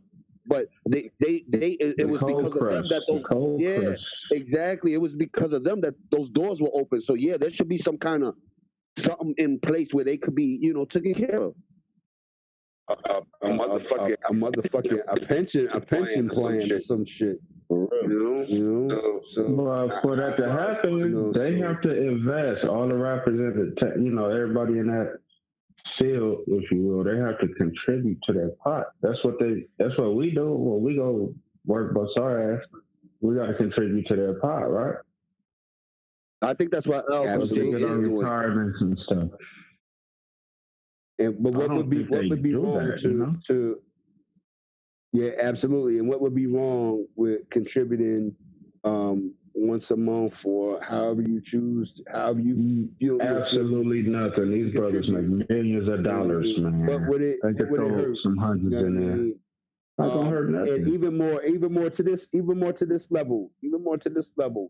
Why can't you put some of these artists on some of your records? Yeah. And get them, at least give them a check. That right there. So in so many different ways. In so many. Go ahead. I would love to hear Special Ed on the track right now with somebody. You know. I always thought it was curious that Jay-Z, he was mentored by Big Daddy Kane. Big Daddy Kane brought him on tour. He had him open. He had him perform in front of his own thing. But Kane has never been on a Jay-Z record. None of his songs. And Big Daddy Kane can still rap. I went to a concert of his 2 years ago. That dude, man. But they do have their selective people. I noticed that because, like Left said, Big Daddy Kane been being taken care of on a certain level by some of these older cats, right? So it's the ones that they admire and respect, you know, and it shouldn't be, you know, you pick, you know, one and not the, you know what I'm saying? Like, I'm going to say this, yo. Not to cut your wisdom, God. I'm going to say this, man. For a perfect example, right now, somebody who needs hip-hop to stand up for them and help them out is like Biz Markie, right? He was going through. What's going on with Biz, man? Yeah, man. Biz is going through. I think he's diabetic, man. Yeah, he's sick. Some things. Yeah. So I think he's getting better doors now. For like, you know what I mean? So that's an example. You know what I mean? And then you got you know, cats that's, you know, going through certain things or whatever, and that, you know, they get, you know, hit with a situation and you don't want to hear about them no more. For example. I'm gonna say this, man. I'm gonna get the address. If we do a show tomorrow night on No Knockoffs Radio, man, or Sunday night on No Knockoffs Radio, I'm gonna get the address for Kid Creole. Kid Creole been locked up for 3 years now. He was coming back from work in the area, Manhattan, Rockefeller Center. You know, fresh, you know, Rockefeller Center, that area up the block from Times Square. And some dude was trying to press him. And the dude caught the wrong end of the stick, and he passed away. So now, you know, it's like Kid Creole from the Furious Five. You know, it's a lot of stuff that's going on. You know, bubbling under the surface, man. That we need to help each other, out, but we choose to ignore, and that needs to come to a stop. But you know, who are we to say you need to do this or you got to do that or you owe this to them? So that got to be on your conscience. You know what I'm saying? Because if it wasn't for them, it wouldn't be no you. Let's just keep it 1,000. That's right. And why there ain't more people doing what K Slade does, Left? You know what I'm saying? You seen that rolling 50 deep, Left? Yeah, the 50, the 50 MC shit. Yeah, that's dope. That's dope. Left, that is the most beautiful thing I've seen in hip hop for a minute. And K Slade's the only nigga doing shit like that. You heard? So again, that's you know, that's an example of bringing it back to the essence. You know, Grandmaster Caz, Rock This Monster. You know what I mean? Just to name a few, it's some heavyweights on that joint. They killed on that joint. So, yeah, man. Shout out to Rock This Monster. That's my guy. But yeah, I feel like a lot of hip hop. I think that's gonna be the what's the word I'm looking for? The final toll or the final nail in hip hop's coffin, because you got some of the cats that resent these new cats for the money that they make. Yeah. And, you know, it wasn't about the money. It was about the, you know, notoriety. You know what I'm saying? And you can't front on me because I was there. It was nice to get money, and the money that you was getting was cool. You was satisfied with it. You know what I mean? So now, as we fast forward to 2020 and how hip hop is right now, hip hop has become more than just, you know, being able to spit a rhyme. You know what I mean? And spit a rhyme in a show, sell a T-shirt. Hold on. Be in a movie, be diverse, and be able to become a brand. So that way you can do what you need to do for the future. And cats didn't think that far ahead. And okay. But we are where we are right now. It don't mean that you can't help up the next guy that, you know, puts you on. How come you can't have, you know, Joeski Love on a record? How come you can't have Link Q on a record? How come you can't have, you know what I'm saying? I'm just throwing names out there. You know what I mean? Yeah, I think the mind frame changed. I think in the beginning it was a form of expression, as we all know, and the money was a plus. All right, but to be able to share your pain and have people relate to it, that was the origins of hip hop. You feel me? And then the bag was just extra. So that's why they didn't really care. Not so much they didn't care, but that's not what it was all about. Now it's all about the bag. So that's when you started losing quality of music, losing, the messages, losing the whatever, losing the way of the elders, and people just started doing whatever the fuck they want because it was about the bag. How many records can they sell? Yeah, man. It's all about the IG. Yep. So, and again, so go ahead. Another thing is a lot of these corporations gave quote unquote joint ventures to artists, which was pretty much artists signing their mans off the block that really couldn't rhyme, but because they knew them before they got on, rather than sign MCs that could actually rhyme and were actually for the culture. Like you could think think of the crews in the last 25 years, and you could count on one hand the number of cats from those crews that was just as ill as the dude that was the leader of them. That's a good one. Well, let me ask you about Griselda then. How do y'all feel about them as a group? Even though they're not a group, like per se, but Yeah, Griselda's a movement, my G, and they made their way. Nobody gave it to them. They made their way, so they made themselves. And they can rap. I mean, that's hip hop to me, man. They brought it back to the essence to me, in my opinion. And that's what made them hot. Though. That's exactly what made them hot. Them bringing it back to the essence, so they didn't need nobody else. Yeah, they got it from the mud. Like they're a self-contained unit. Like they have an in-house production team. They produce their own merchandise. They put on their own tours. Like they didn't have anybody stamp them. Like even when Shady signed them, like that was more like muscle. It's kind of like if you want, if you want to reinforce infrastructure and you want to make it stronger, that's what Shady was for. But their commitment to just rhyming and their album covers like being off the wall things involving wrestling and being avant-garde, like no corporation could have thought of that. Like no executive could have could have thought of doing something like that and it connect with millions of people. Like that, that's all Griselda. Yeah, West Side Gun is hip hop because he put all the pieces together. When he comes as the artist of everything together. Like you saying, they like you said, no corporation could have rapped it the way that West Side Gun rapped Griselda because he got hot on art before we all knew his name. He was hot on art and all these other things. You understand what I'm saying? Griselda. He gets the most hate out of the group too. Yeah, and he's the genius of the group. He's the man who does art. He does all kind of stuff. You know what I'm saying? He built that Griselda name strictly off of our culture, strictly off of like being fly, all that other shit. And he was into art and built it from the ground up the way you're supposed to. I feel. It's a longer grind, but like the man that was just speaking was saying, he went to Shady. He didn't even need to be at Shady. That was just a free bag. They didn't even need to go there. Like they didn't need to sign to Shady. He didn't need to sign to Shady as an artist. He said that on Joe's cast, but it was basically a free bag. Why that? I mean, you ain't gonna turn down nothing free except your collar, so makes sense to me.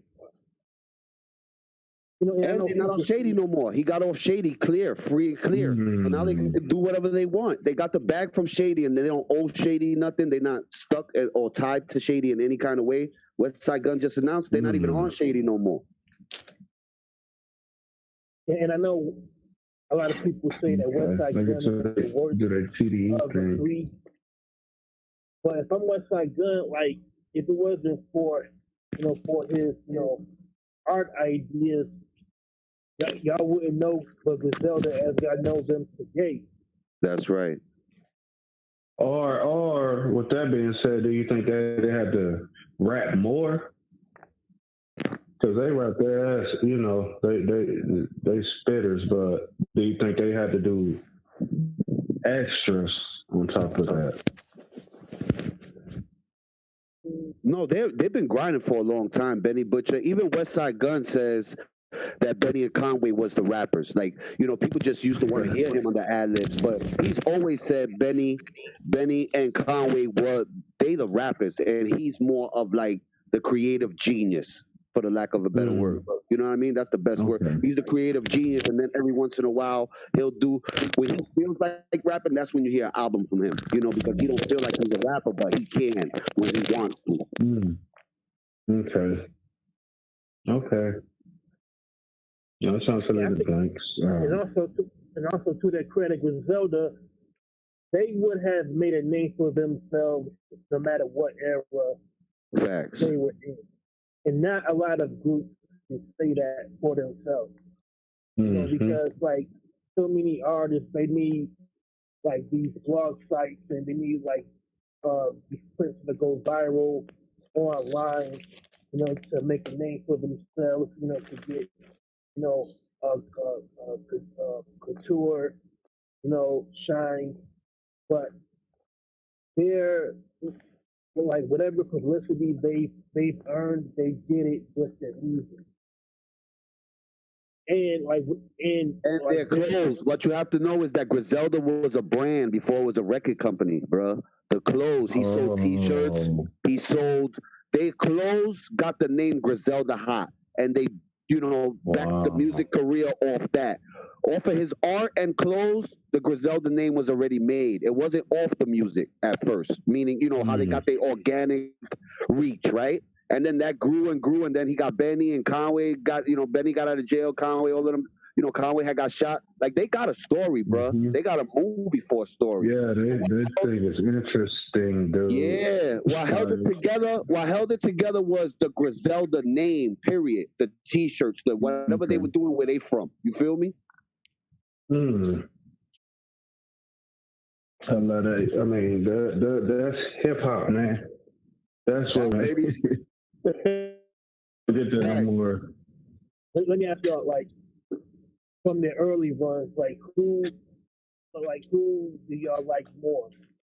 Early G Unit from like 2002, 2004, or Griselda 2018 so now? Honestly, I'm gonna say Griselda because G Unit to me it was commercialized, man. Whereas Griselda, that was a grind. Especially hearing how bro just broke it down, like that makes it even more like I'm about to grind. Like Banks and Benny. I actually like Banks more, but I would say Griselda, not by a lot. The thing of like as far as like the early G Unit mixtapes, like the Guess Who's Back, like G Unit volumes, like they were rapping over other people's beats and Banks' punchlines. They were so clever that they were like they were dope in a different way. So for me, I like Banks more as a rapper, but not by much. But go back and listen to those early G Unit. I know you're talking about like Begs for Mercy. Like to me, that's when Couture label you can apply that to. But before then, they were just raw as you can be. Yeah, I think it's where you're coming from, right? So that's why I can't look at it like that, because in my 20s, I would pick G Unit because that's what they was talking about. So I think they fit perfectly the era that they were in, and that's why Griselda didn't pop, because West Side Gun even said, "Yo, when we was trying to come up, Dip Romance was big, G Unit was big. Everybody wanted us to try to do that, so that's why we fell back because we didn't want to, So the record companies do determine, and even from then in the 2000s, what you gonna sound like. Otherwise, you going on the shelf. You feel me? Or otherwise, they'll just let you put out some bullshit and just whatever money they can make, they'll make it. And then that's why you don't hear from a lot of artists that you might have had liked that one time and then they just disappear. It ain't because they skills went anywhere. It's just because they weren't managed right, or the company, the label, whoever it is, was playing games. You feel me? It wasn't that that person wasn't talented. So that's where the control part comes in. You know what I mean? Because they trying to make niggas fit molds that they seen were already successful. You feel me? Instead of letting somebody come out and make something successful. Now that's when you seen the little underground niggas coming out with their own waves and they making shit successful. And that's when the labels switched up and started saying, yo, you know what? We ain't gonna send A&Rs out no more to go pick people. We gonna let niggas get hot on their own and then give them a check and come in and bring them in with us. And that's when the whole formula changed. Think about it. Yeah. They wasn't, they had A&Rs, they had all that kind of shit before. They had whole artist development programs. I used to be part of some of them when I was younger, just street teams. They used to go to the hoods and pay niggas to put out posters and shit like that. You understand what I'm saying? They don't do that no more. They telling you, yo, you know what? Get yourself hot because it could be possible. We see too many people do it. Get yourself hot, come here with a fan base, and then we'll help you drive the car. More But can ads on the bus, can you blame them for that? Because think about it. You don't That saves them a lot of money. need a deal or a label because they're just the middlemen. You could distribute, promote yourself, and get your fan base up by your That's what smartphone. Nipsey was trying to get these people on. That's what Nipsey was trying to do. But exactly, you don't need no middleman. But exactly, Fresh. But you know where the catch-22 comes in? Is that the label lets them build that organically, then they come give them $6 million, make them sign their publishing. I mean, they're getting smart on that now. Make them sign their publishing and all that crap over, and then the companies are making 100 times million more than that kid would ever make. The one who changed the game with that and was smart was Extension. A lot of people probably don't even know about Extension. Yeah. But nobody puts a gun to these niggas' head and make them sign that contract. Nobody puts a gun to their head. That's true. That's true. That's true. You gotta have knowledge and you gotta have a good lawyer team. And you come from nothing. That's a pistol in itself, dude. That's a weapon right there. What you just said. They coming from nothing. That's so a they weapon. just, it's like our moms always tell us, don't eat with your eyes. I know we all from the hood. Moms tell you, don't eat with your eyes, motherfucker. And that's what they doing. They eating with their eyes and not your stomach. Yeah. That's right. That's right, nigga. Wow. So that's true. That made me think of earlier MCs from the 2000s, like J Mills, Saigon, Glass, like ill cats that signed to major labels, but because they couldn't maintain a scene, they just disappeared and got dropped. But now in this era, if today's music industry was around 2003 through 2006, J Mills, like how different would J Mills' career be? Like how different would Saigon's career be? Or even the females. Look at how they did females. Charlie Baltimore, Millie. There were females that could have been great, bro, and they just disappeared. That's true. It's funny. That's true. A lot of these cats, they made like the female rappers the first lady of their record label. Like Charlie Baltimore was the first lady of Murder Inc. and the Mill, but first lady of Rockefeller. But they only got a couple of verses on some songs, and they were good for eye candy, and then they got dropped. That's what I'm saying. But they had bars, because both of those ladies had bars, bro. They could have You know what I'm saying? But wait. But let me ask y'all this: why do y'all think that was? I think that we learned the culture from the for the lack of a better word, from the labels, right? Jay and all of them started learning how to, we started doing what we didn't want people doing to us. That's just my personal opinion. And then we found justification for it. So it's like, elaborate.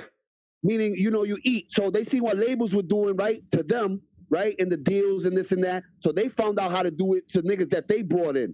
That's the beef right now. Matter of fact, we could bring it to current times. That's the beef right now between NBA YoungBoy and Kevin Gates. Because NBA YoungBoy feels a certain type of way, like he brought them into a bullshit deal just for the finder's fee. Kevin Gates will get paid from Atlantic for the rest of whatever music they got off of his now they don't want to give him his masters back. He got him into the deal, right? So I never even knew that till just recently, till the beef started turning up. I just heard about it now.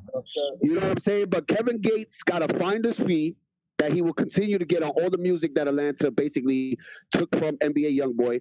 When he was on that contract, NBA YoungBoy's fighting to get his masters back from Atlantic. They like, you have no chance. You're not getting them back. So that's why, you know what I'm saying? You tried the deal. So he's getting mad at Kevin about it, but so he feels like Kevin put him in a fucked up position. I'm not agreeing with him. I'm just giving you an example of up to date of the kind of bullshit that's been going on. You know what I'm saying? Because sometimes, a nigga will sign another nigga to a bullshit deal so he can eat. Yeah, that's literally like dog eat dog. Mm-hmm. That's exactly what it is. That's the world, though. This is a capitalist, country. So yeah. But I mean, I got you signed to Atlantic, though, bro. Whatever deal, to play devil advocate, because I don't, I feel like fresh though. NBA chose to, Kevin didn't tell him, yo, sign this deal with Atlantic. He just brung them to him, like, yo, this nigga's hot. Now, whatever you sign with them, that's what I'm saying. Kevin, my nigga. Like, how that falls on Kevin, that's on you. Exactly. Yeah, you got eyes and a brain. You could have read that and thought for yourself. Exactly. I brought you here. I brought you here. I brought you to the bag, bro. Yeah, like, how you mad at me for getting paid? I brought you to the lake. You chose to drink the water, though. That's right. There you go. For real, nigga. That's a fact. Niggas be choosing to drink that water, man. That's what I'm saying. Yeah. You drink that Kool-Aid. You gotta go in there with the team, man. You need somebody to tell. Yeah. Somebody that know how to read. And be a young boy. He a young boy. He didn't know how to read. And then they got a bunch of ignorant niggas around them, though. Everybody want to be gangster. There you go. There you go. Being smart is right there. Gangster. I made it and I survived because I was smart. Listen, why nobody have that person around them? Remember, I want to say, I can't think of the movie off the top. I want to say kind of like, I don't know, it was Cliff Powell in there, like, telling them, don't do this, don't do that, it's not good, it's not good. I mean, shut up, you don't know what you're talking about. And they signing up anyway. Yeah. The next thing you know, Ray Charles movie? I think so. It was one of them, but they signing all. They just signing shit. Yeah. Hold on. Hold on. While you get that thought together, let's go to a quick music break right quick. Now, I mean, let's do that. Been on the show. While we get that thought together and we see what's good, we're gonna take it back above the city. I mean, let's go above the city, give the people what they want. Are you ready? All the people. Are you ready? I mean, we need to know. Let's get it. Heard up.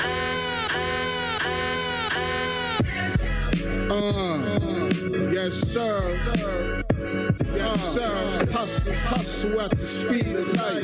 Hustle at the speed of light. Hustlers hustle at the speed of light. Hustler remix, check it out. Self-feed love, master equality love. Before the snub, define divine love. It was Jamel, the Rockwell, who stop mail, the block tell. Promote sales, it was real, now the lady post bail. Oops, I meant post bail. Female probably waiting to exhale. Pasture, getting the broad free. floating abroad, disregard. I should get in the wall. School elastics, from packs ripping the plastics. Who's spitting the classics? Self-heal, love, nasty, quality love.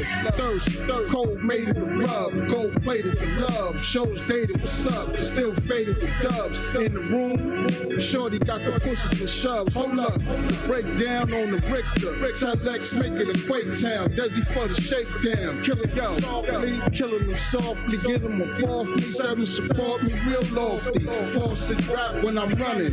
Still in the trap if I'm running. Coming the back, they wanting something. Hustlers hustle at the speed of light.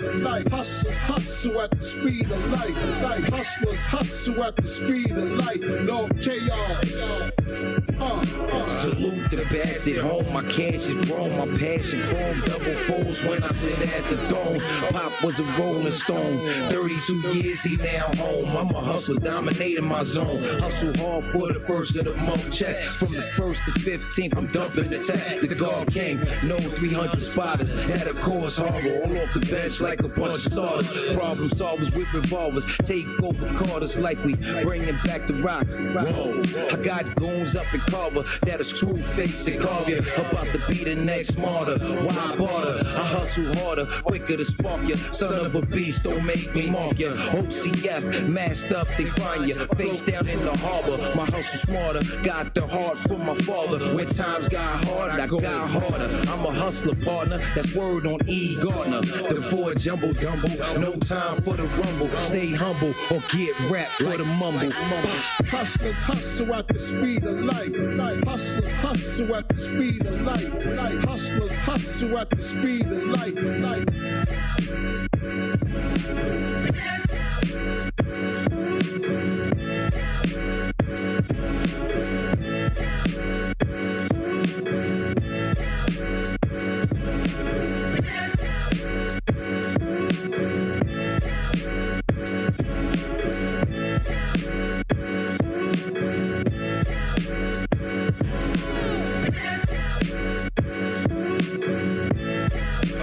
Hustle at the speed of light.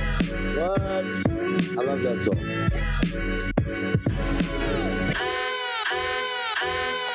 Hustle at the speed of light. Hell yeah, that beat, everything. Fire.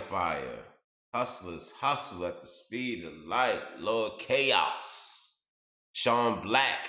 Know what I mean? Tell Me. That's the name of that track. It's called Tell Me. Know what I mean? Understand, tell me, you dig? That's that shit. Rico, man, what's goody though? Shit, man, I was just choking behind the screens, fire in the booth. I was trying to compliment the damn song and the smoke got stuck. Shout out to the blueberry. Shout out to the blueberry. You heard? Yeah, I bought this Gorilla Glue right now. Oh my God. Yo, I had some of that the other day. I can't, bro. I don't know. I never had something that made me say, damn, bro, I can't keep smoking this shit. And that was it.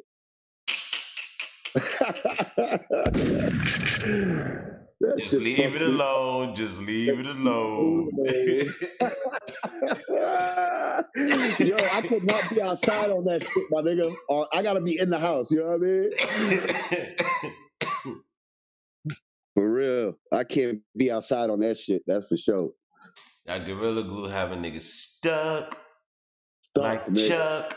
Let's go. But man, overall though, it was a good versus battle between Jeezy and oh shit, yo Supreme. I forgot to ask you, yo. You came to the show kind of late. If you had to pick one between the Chronic and the Chronic 2001 track for track, which one would you pick? Damn. Let's go. I need somebody talk. I need 60 seconds at least. Let's go. The first thing I said was damn. Yeah, I need 60 seconds. Like I said, I'm going to reiterate it. 2001, because that was Dre. Mostly Dre. Chronic was Daz, and it was a lot of ghost writing, ghost producing going on. And that's what people don't understand about the Chronic album was Daz was doing a lot of them beats. But they were classic. Hey, listen. Uh, Supreme, and the then, clock's ticking. You're man, fucking that's crazy. quiet. Yeah, come on, Supreme. Come on, Yeah. Supreme. Help me out, man. Come All on, right. man. So Jump in you there, said man. damn, but damn. So we can only pick one out of the two, right? That's what y'all saying? Yeah, I want Yeah, both nigga. of them, but you can only get one. That's just hurting me. I have to go with the original though. Ain't nothing but a G thing. Ain't nothing but a G thing. Like that shit, there wouldn't be a 2001 without the Chronic.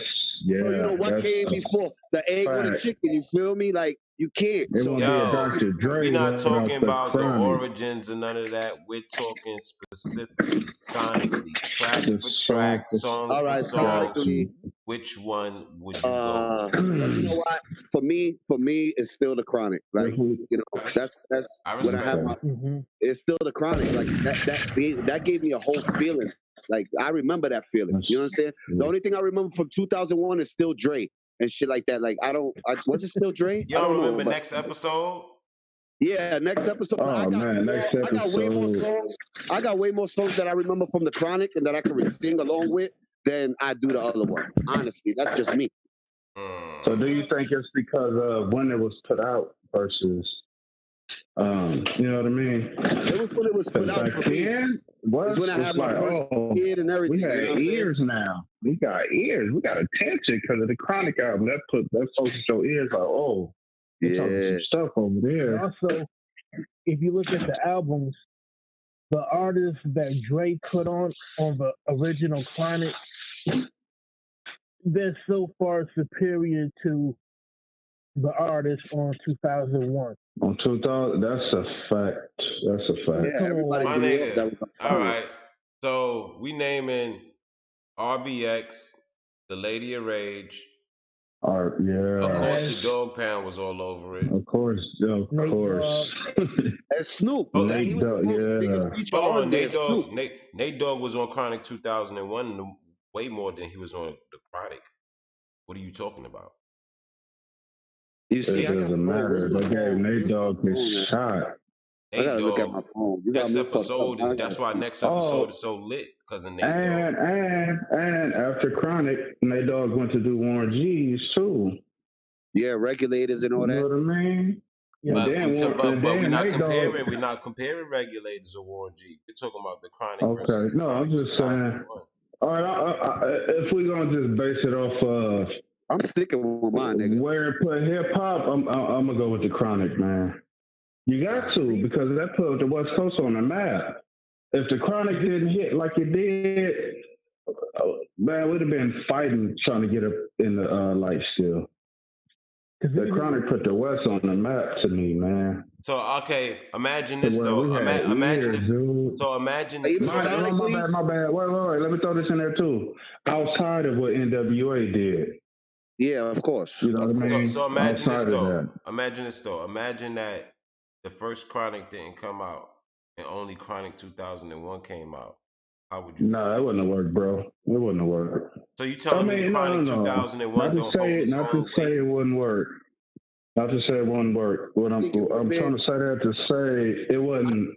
It wouldn't have been as big as it would have been. Yeah. It wouldn't have been as big as it would have been. It wouldn't have been the cultural thing that it is, that the Chronic is. It wouldn't have been that. It wouldn't have been the cultural thing that the Chronic is.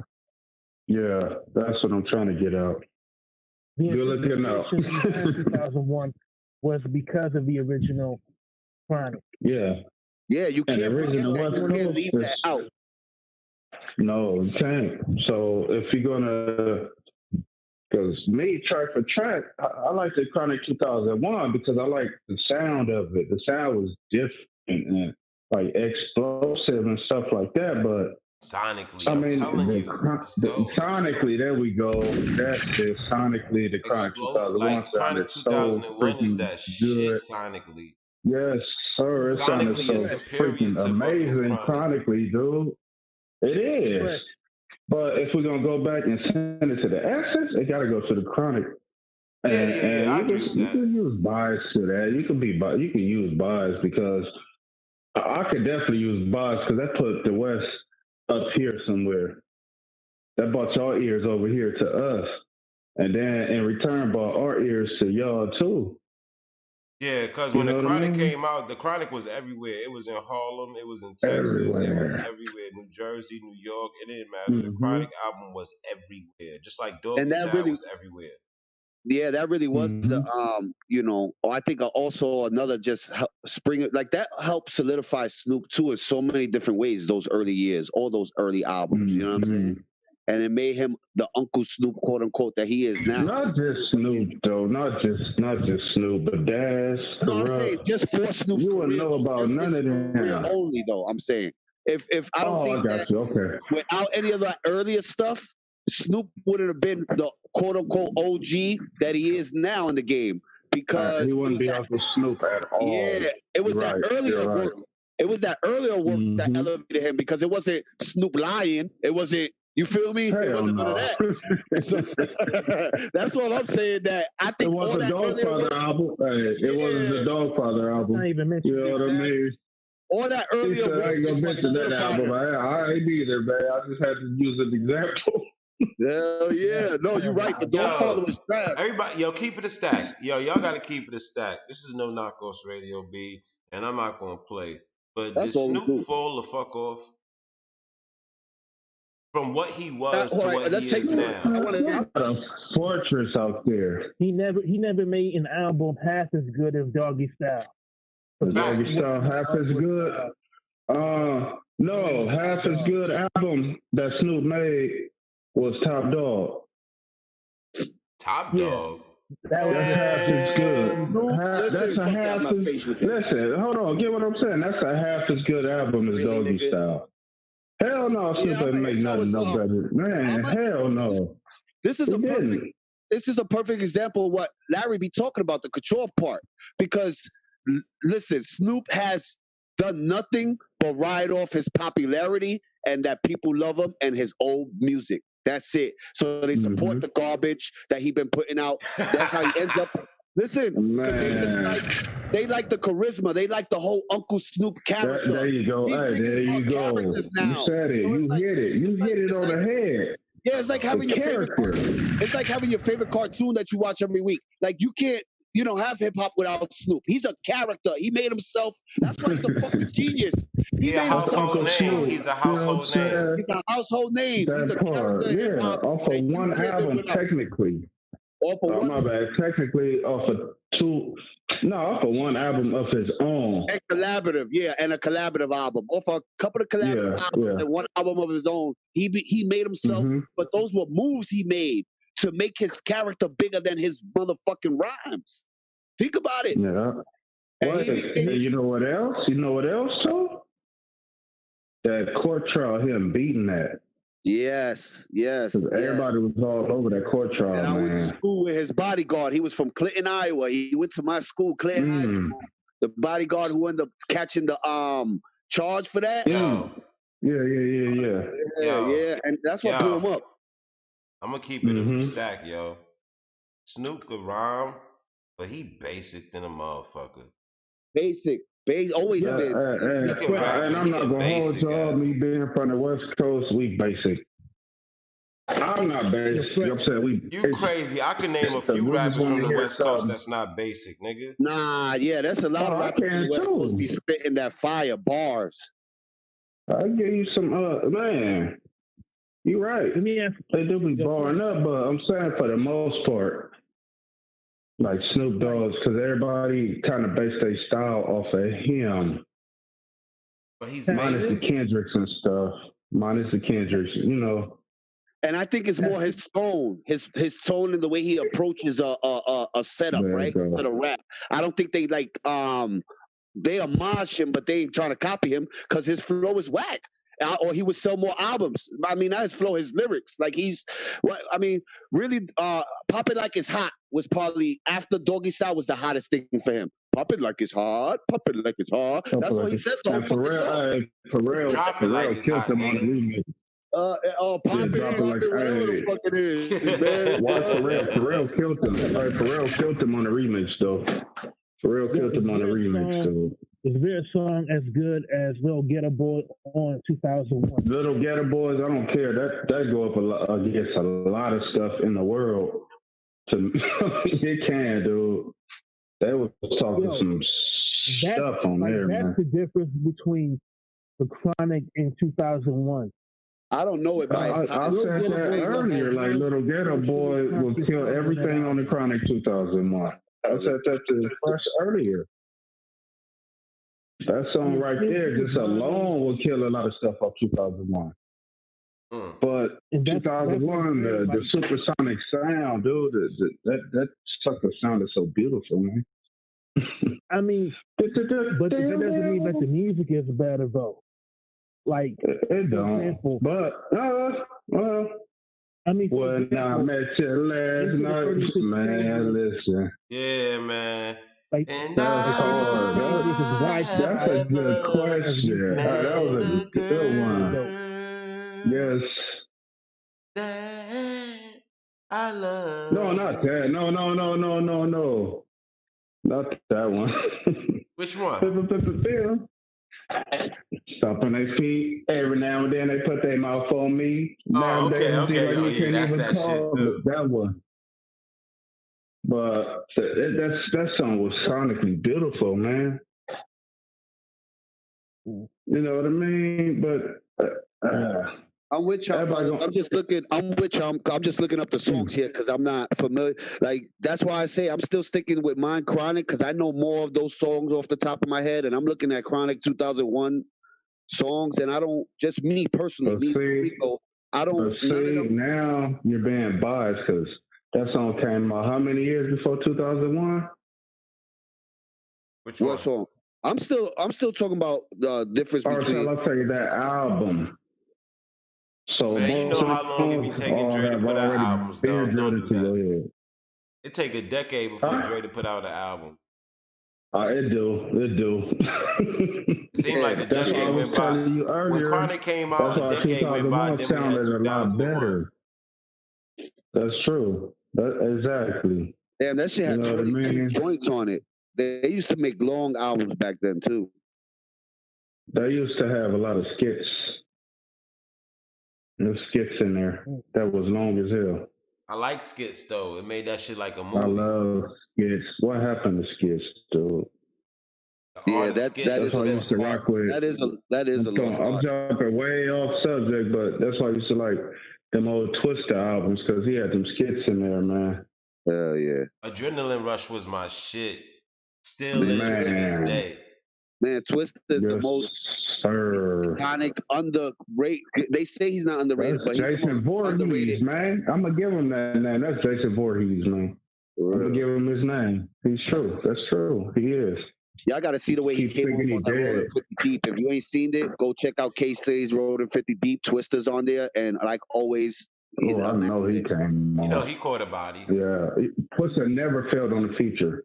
I wait for somebody to say Twista failed on the feature. And I don't know, that boy still look the same age. What that man is eating? Eating pork. For being the best speed rapper. Like if Eminem is rap guy, then what does that make Twista? That right there is the right question. Twista's a god in the streets in the Midwest. I could tell you that for sure. I've been living here over my daughter's 27. So I've been living here 27 years or more, you know. And he's the god over here. His name is solidified in the game. Yeah. My kids live in Missouri. I remember when he dissed Bone Thugs and Harmony. Like, because they were fighting over who came out with the style. But Twista came out with that style way before. Yeah, and that's why. No. What Bone tried to say was, but he's just rambling.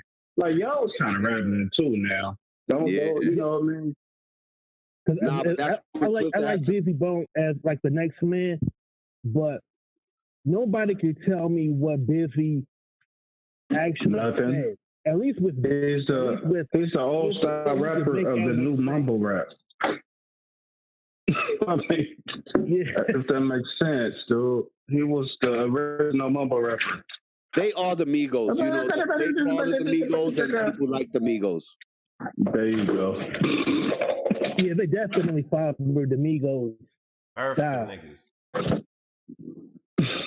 They did. They birthed them. They birthed them. I do say that Gucci No, I'm gonna give props to Crazy Bone and Low Key Fletcher Bone.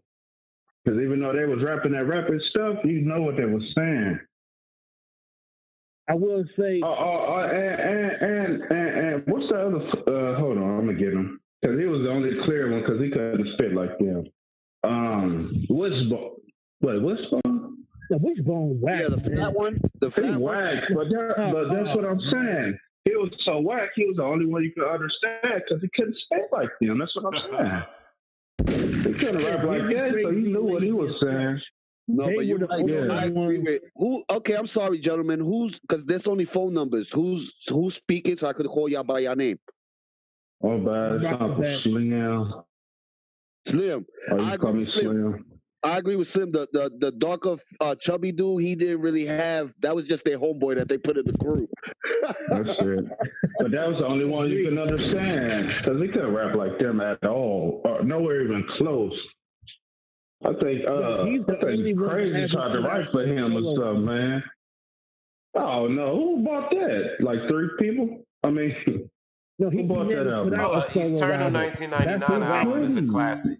Eternal 1999 is a fucking classic. Yeah, that's what put Bone on the album. That's why he talking about. That is true. That's a classic. East 99, nobody. That East 99. Man, listen.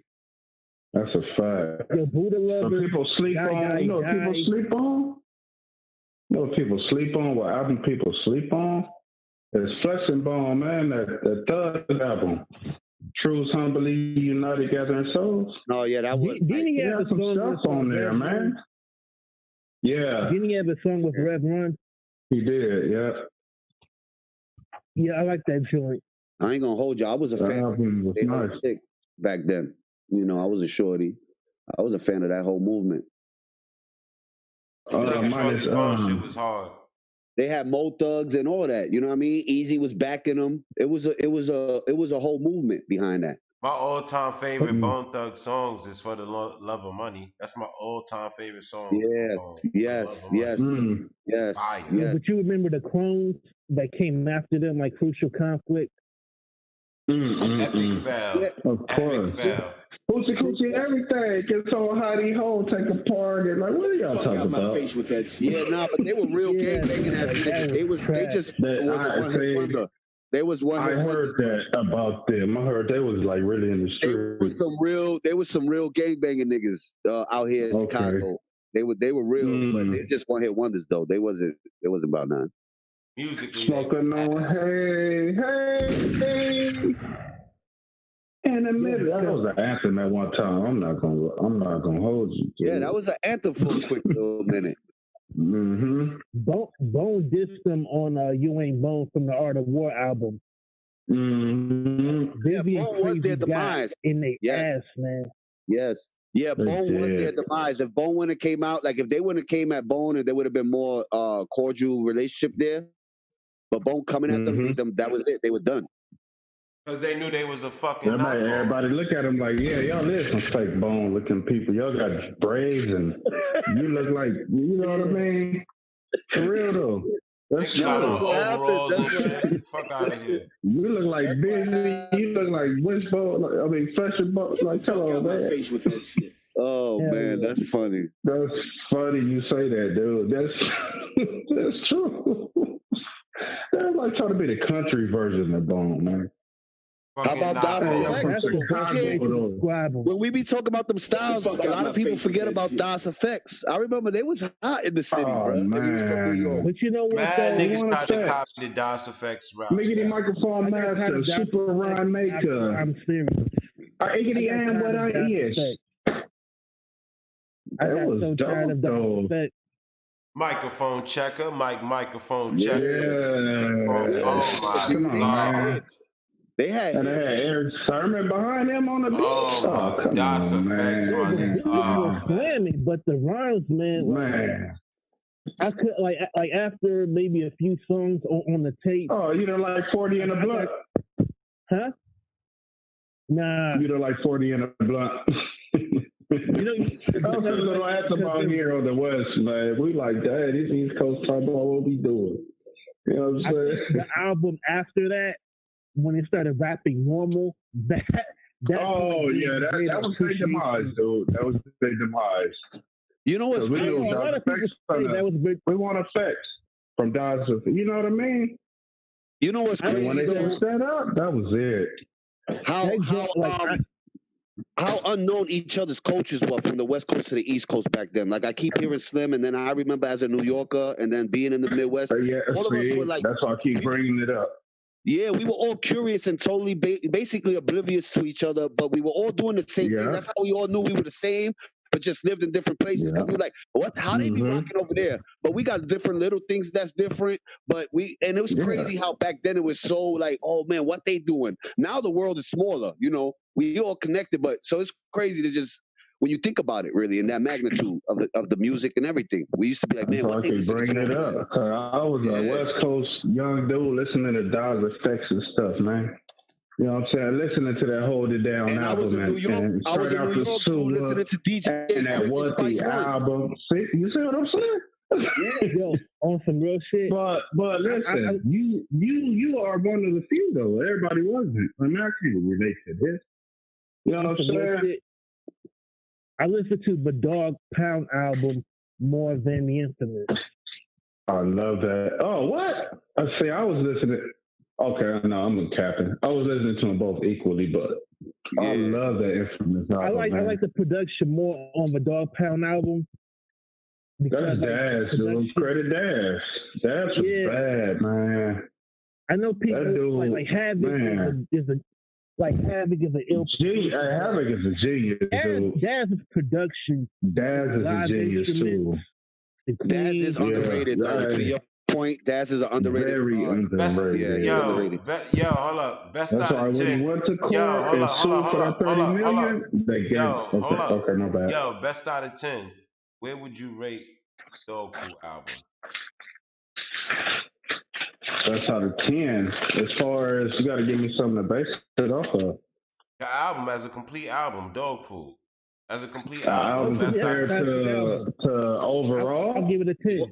No, just as an album, 1 out of 10. At that moment, in the moment. Okay. That's a 10. Definitely a 10. That's a 10, definitely, dude. That's one of. Remember how back in the day, you skipped through songs and stuff? Mm-hmm. That was one of them albums you could just play it through. You're right. I'll give it like an 8. Albums like that is 10 out of 10. Yeah, I say 8. Because you could do that. Cool. Yeah, that was probably 1 or 2. I was Coast biased. So I'm giving it a 10. No, you good. Everybody, no, but you're right. To attest to your point, there was rarely any songs I skipped. That's why I give it 8, because there was rarely any I skipped. I could just ride out to that bit. Mm-hmm. Being that you're from the West Coast, one of my favorite songs from that album is "I Don't Like to Dream About Getting Paid." Like I played that song like it was a single. Like, I'm curious, was that like a big hit in LA?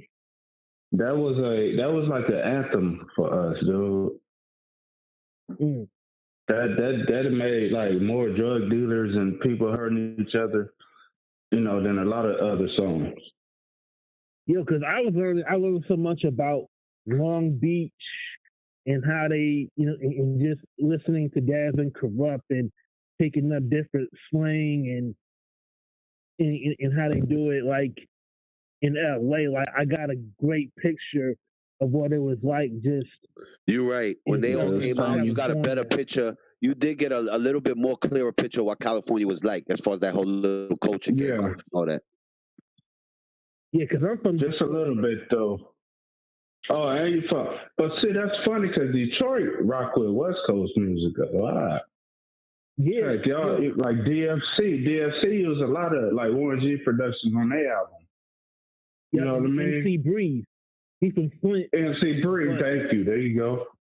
And DFC, I think one of them was his cousin or brother or something.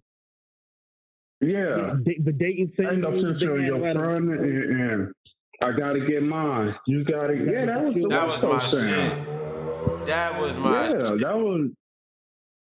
MC That's Breeze. why we fuck with Detroit hard because y'all fuck with us hard.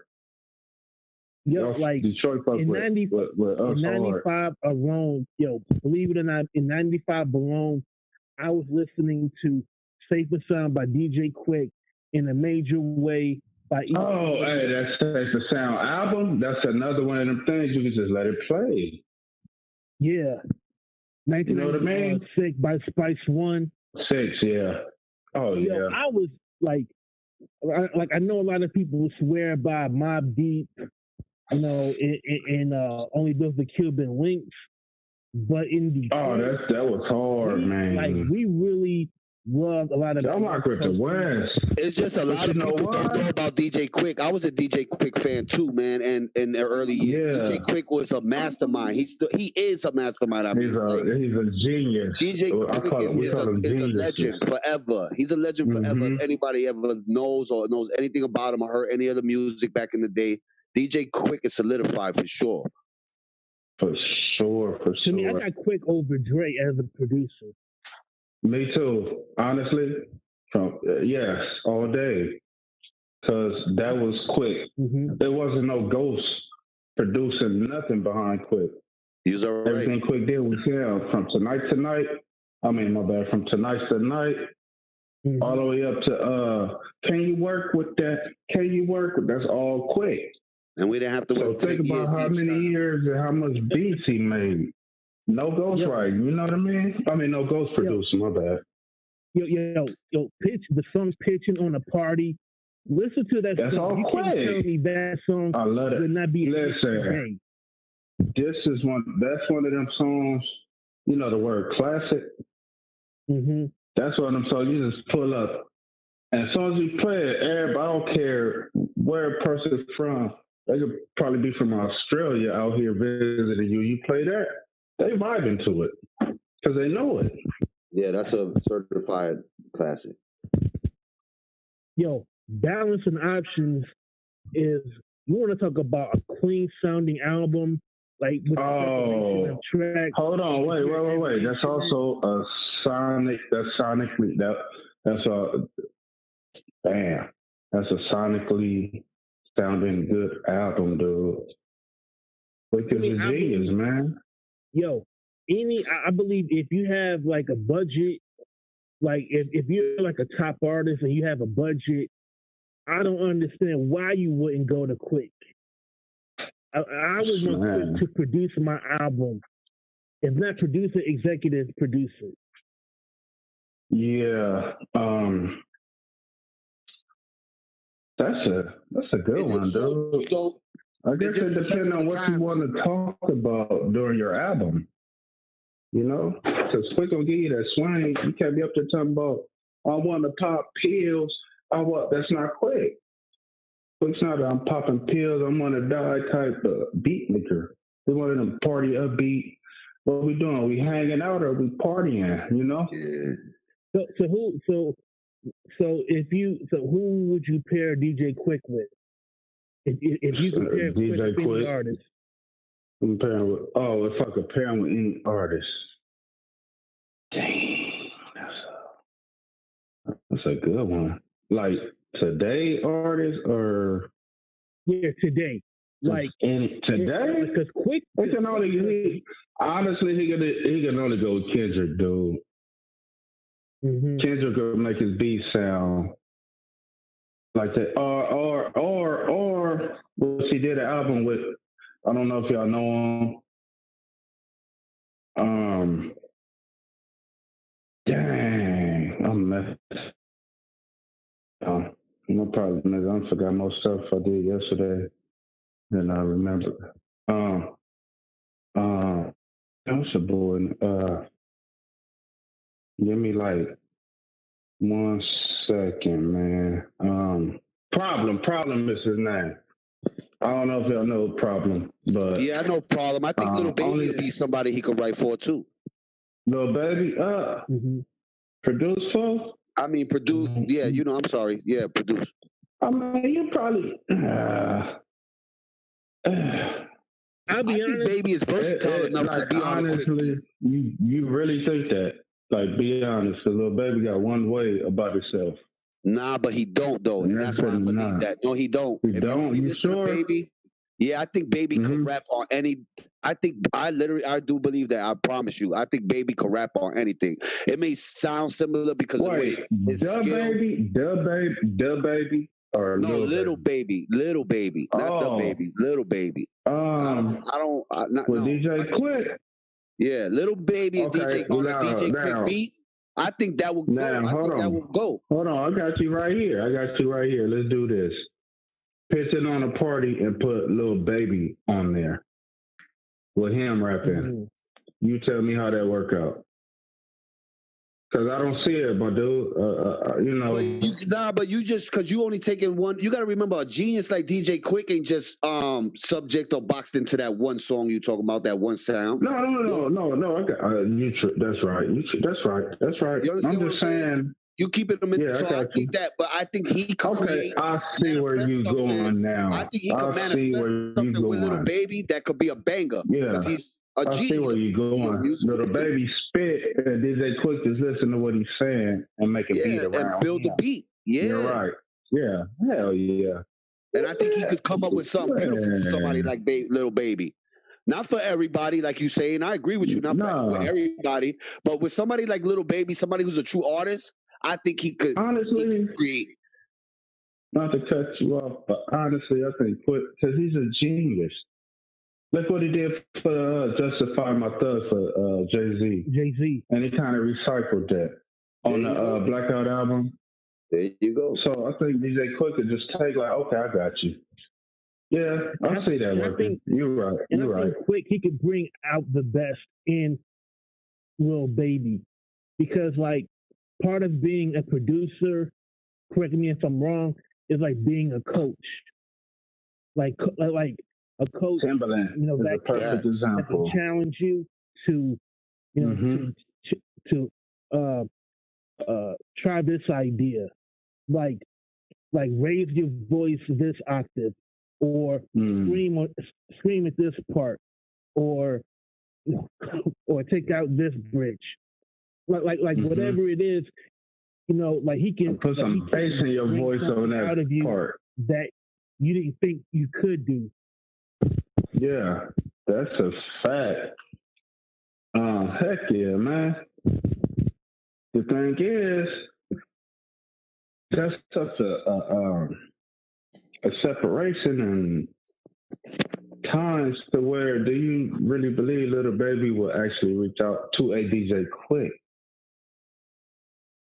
And to me, that'd be the problem. Like, y'all got to reach out. But some for these what producers sitting here with beats lined up already that you can work with. But no, from what it says here, Quick was only active to 2015, from 91 all the way to 2015. No, man, no, don't believe that. No. Quick's still doing music. Don't believe that. He's still. I mean, yeah, he's still doing music. That Quick has retired, because somebody that talented, and Quick is still young. Like, I still believe he has. He's 40. He's 44. He's 50. 44, 45. He's 50. He's what? Oh no, you can't. He's 50. Damn, Quick, he got old overnight. I mean, but 50 is. I mean, like, Quick isn't like. That's the golden age. That's the golden age. Jones, where he's so far removed from, you know, from the current. He's not that. Let me see something. I mean, if I believe if somebody would approach Quick and say, "Look, Quick, we would love for you to produce a song for, you know, Lil Baby or whoever," I believe Quick, would jump at it. That just go back to what I just said. He would, I'm sure, because he's a G. He could sit there. Okay, I got it. I could figure out.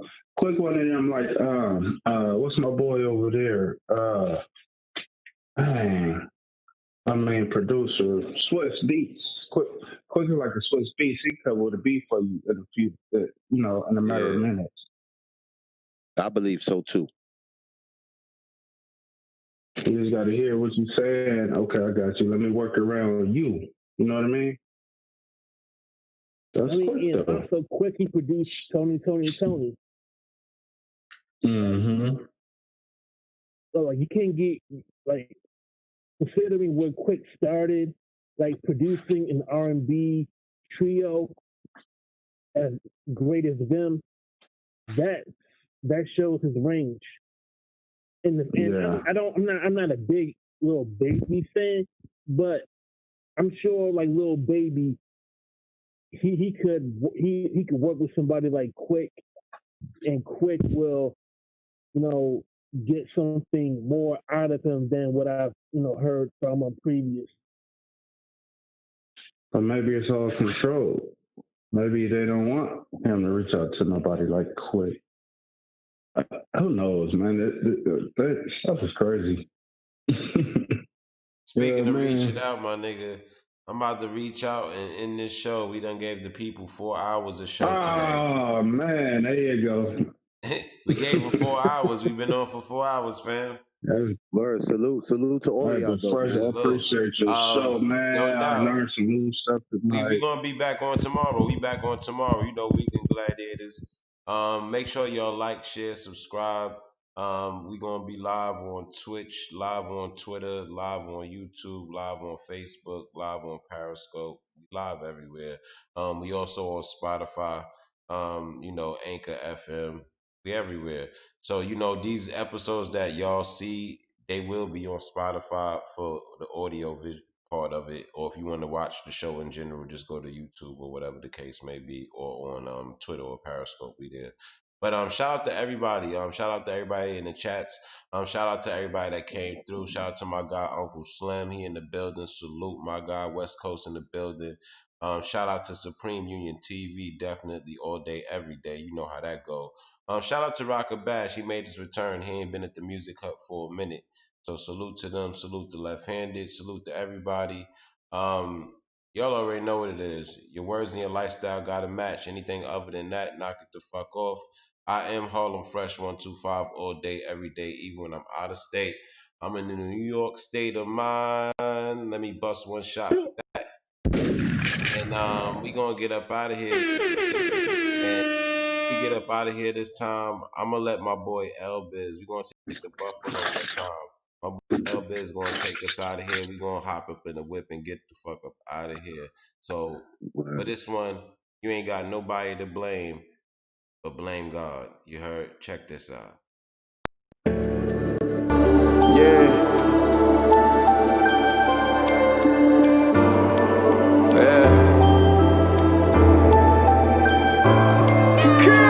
I blame God for my wins, accepting every loss. Chatting in the mirror, learning from a boss. Hot-headed, but my heart got that October frost. Dreams of being on, only reason I ain't letting off. In moments that I blew cheese with hustlers who was molded wrong. Refused to lead a game, wasn't resting till I sold it all. Never forced the longest path, nigga, I chose it all. Schooling youth about the game of life, hope they can hold it all. Cause most these niggas living scripted, lying about their cake until lions pull them rifles. Now it's all improvisation. Got you shitting in your britches, grown men need potty training. The power of a dollar will show you who not to play with.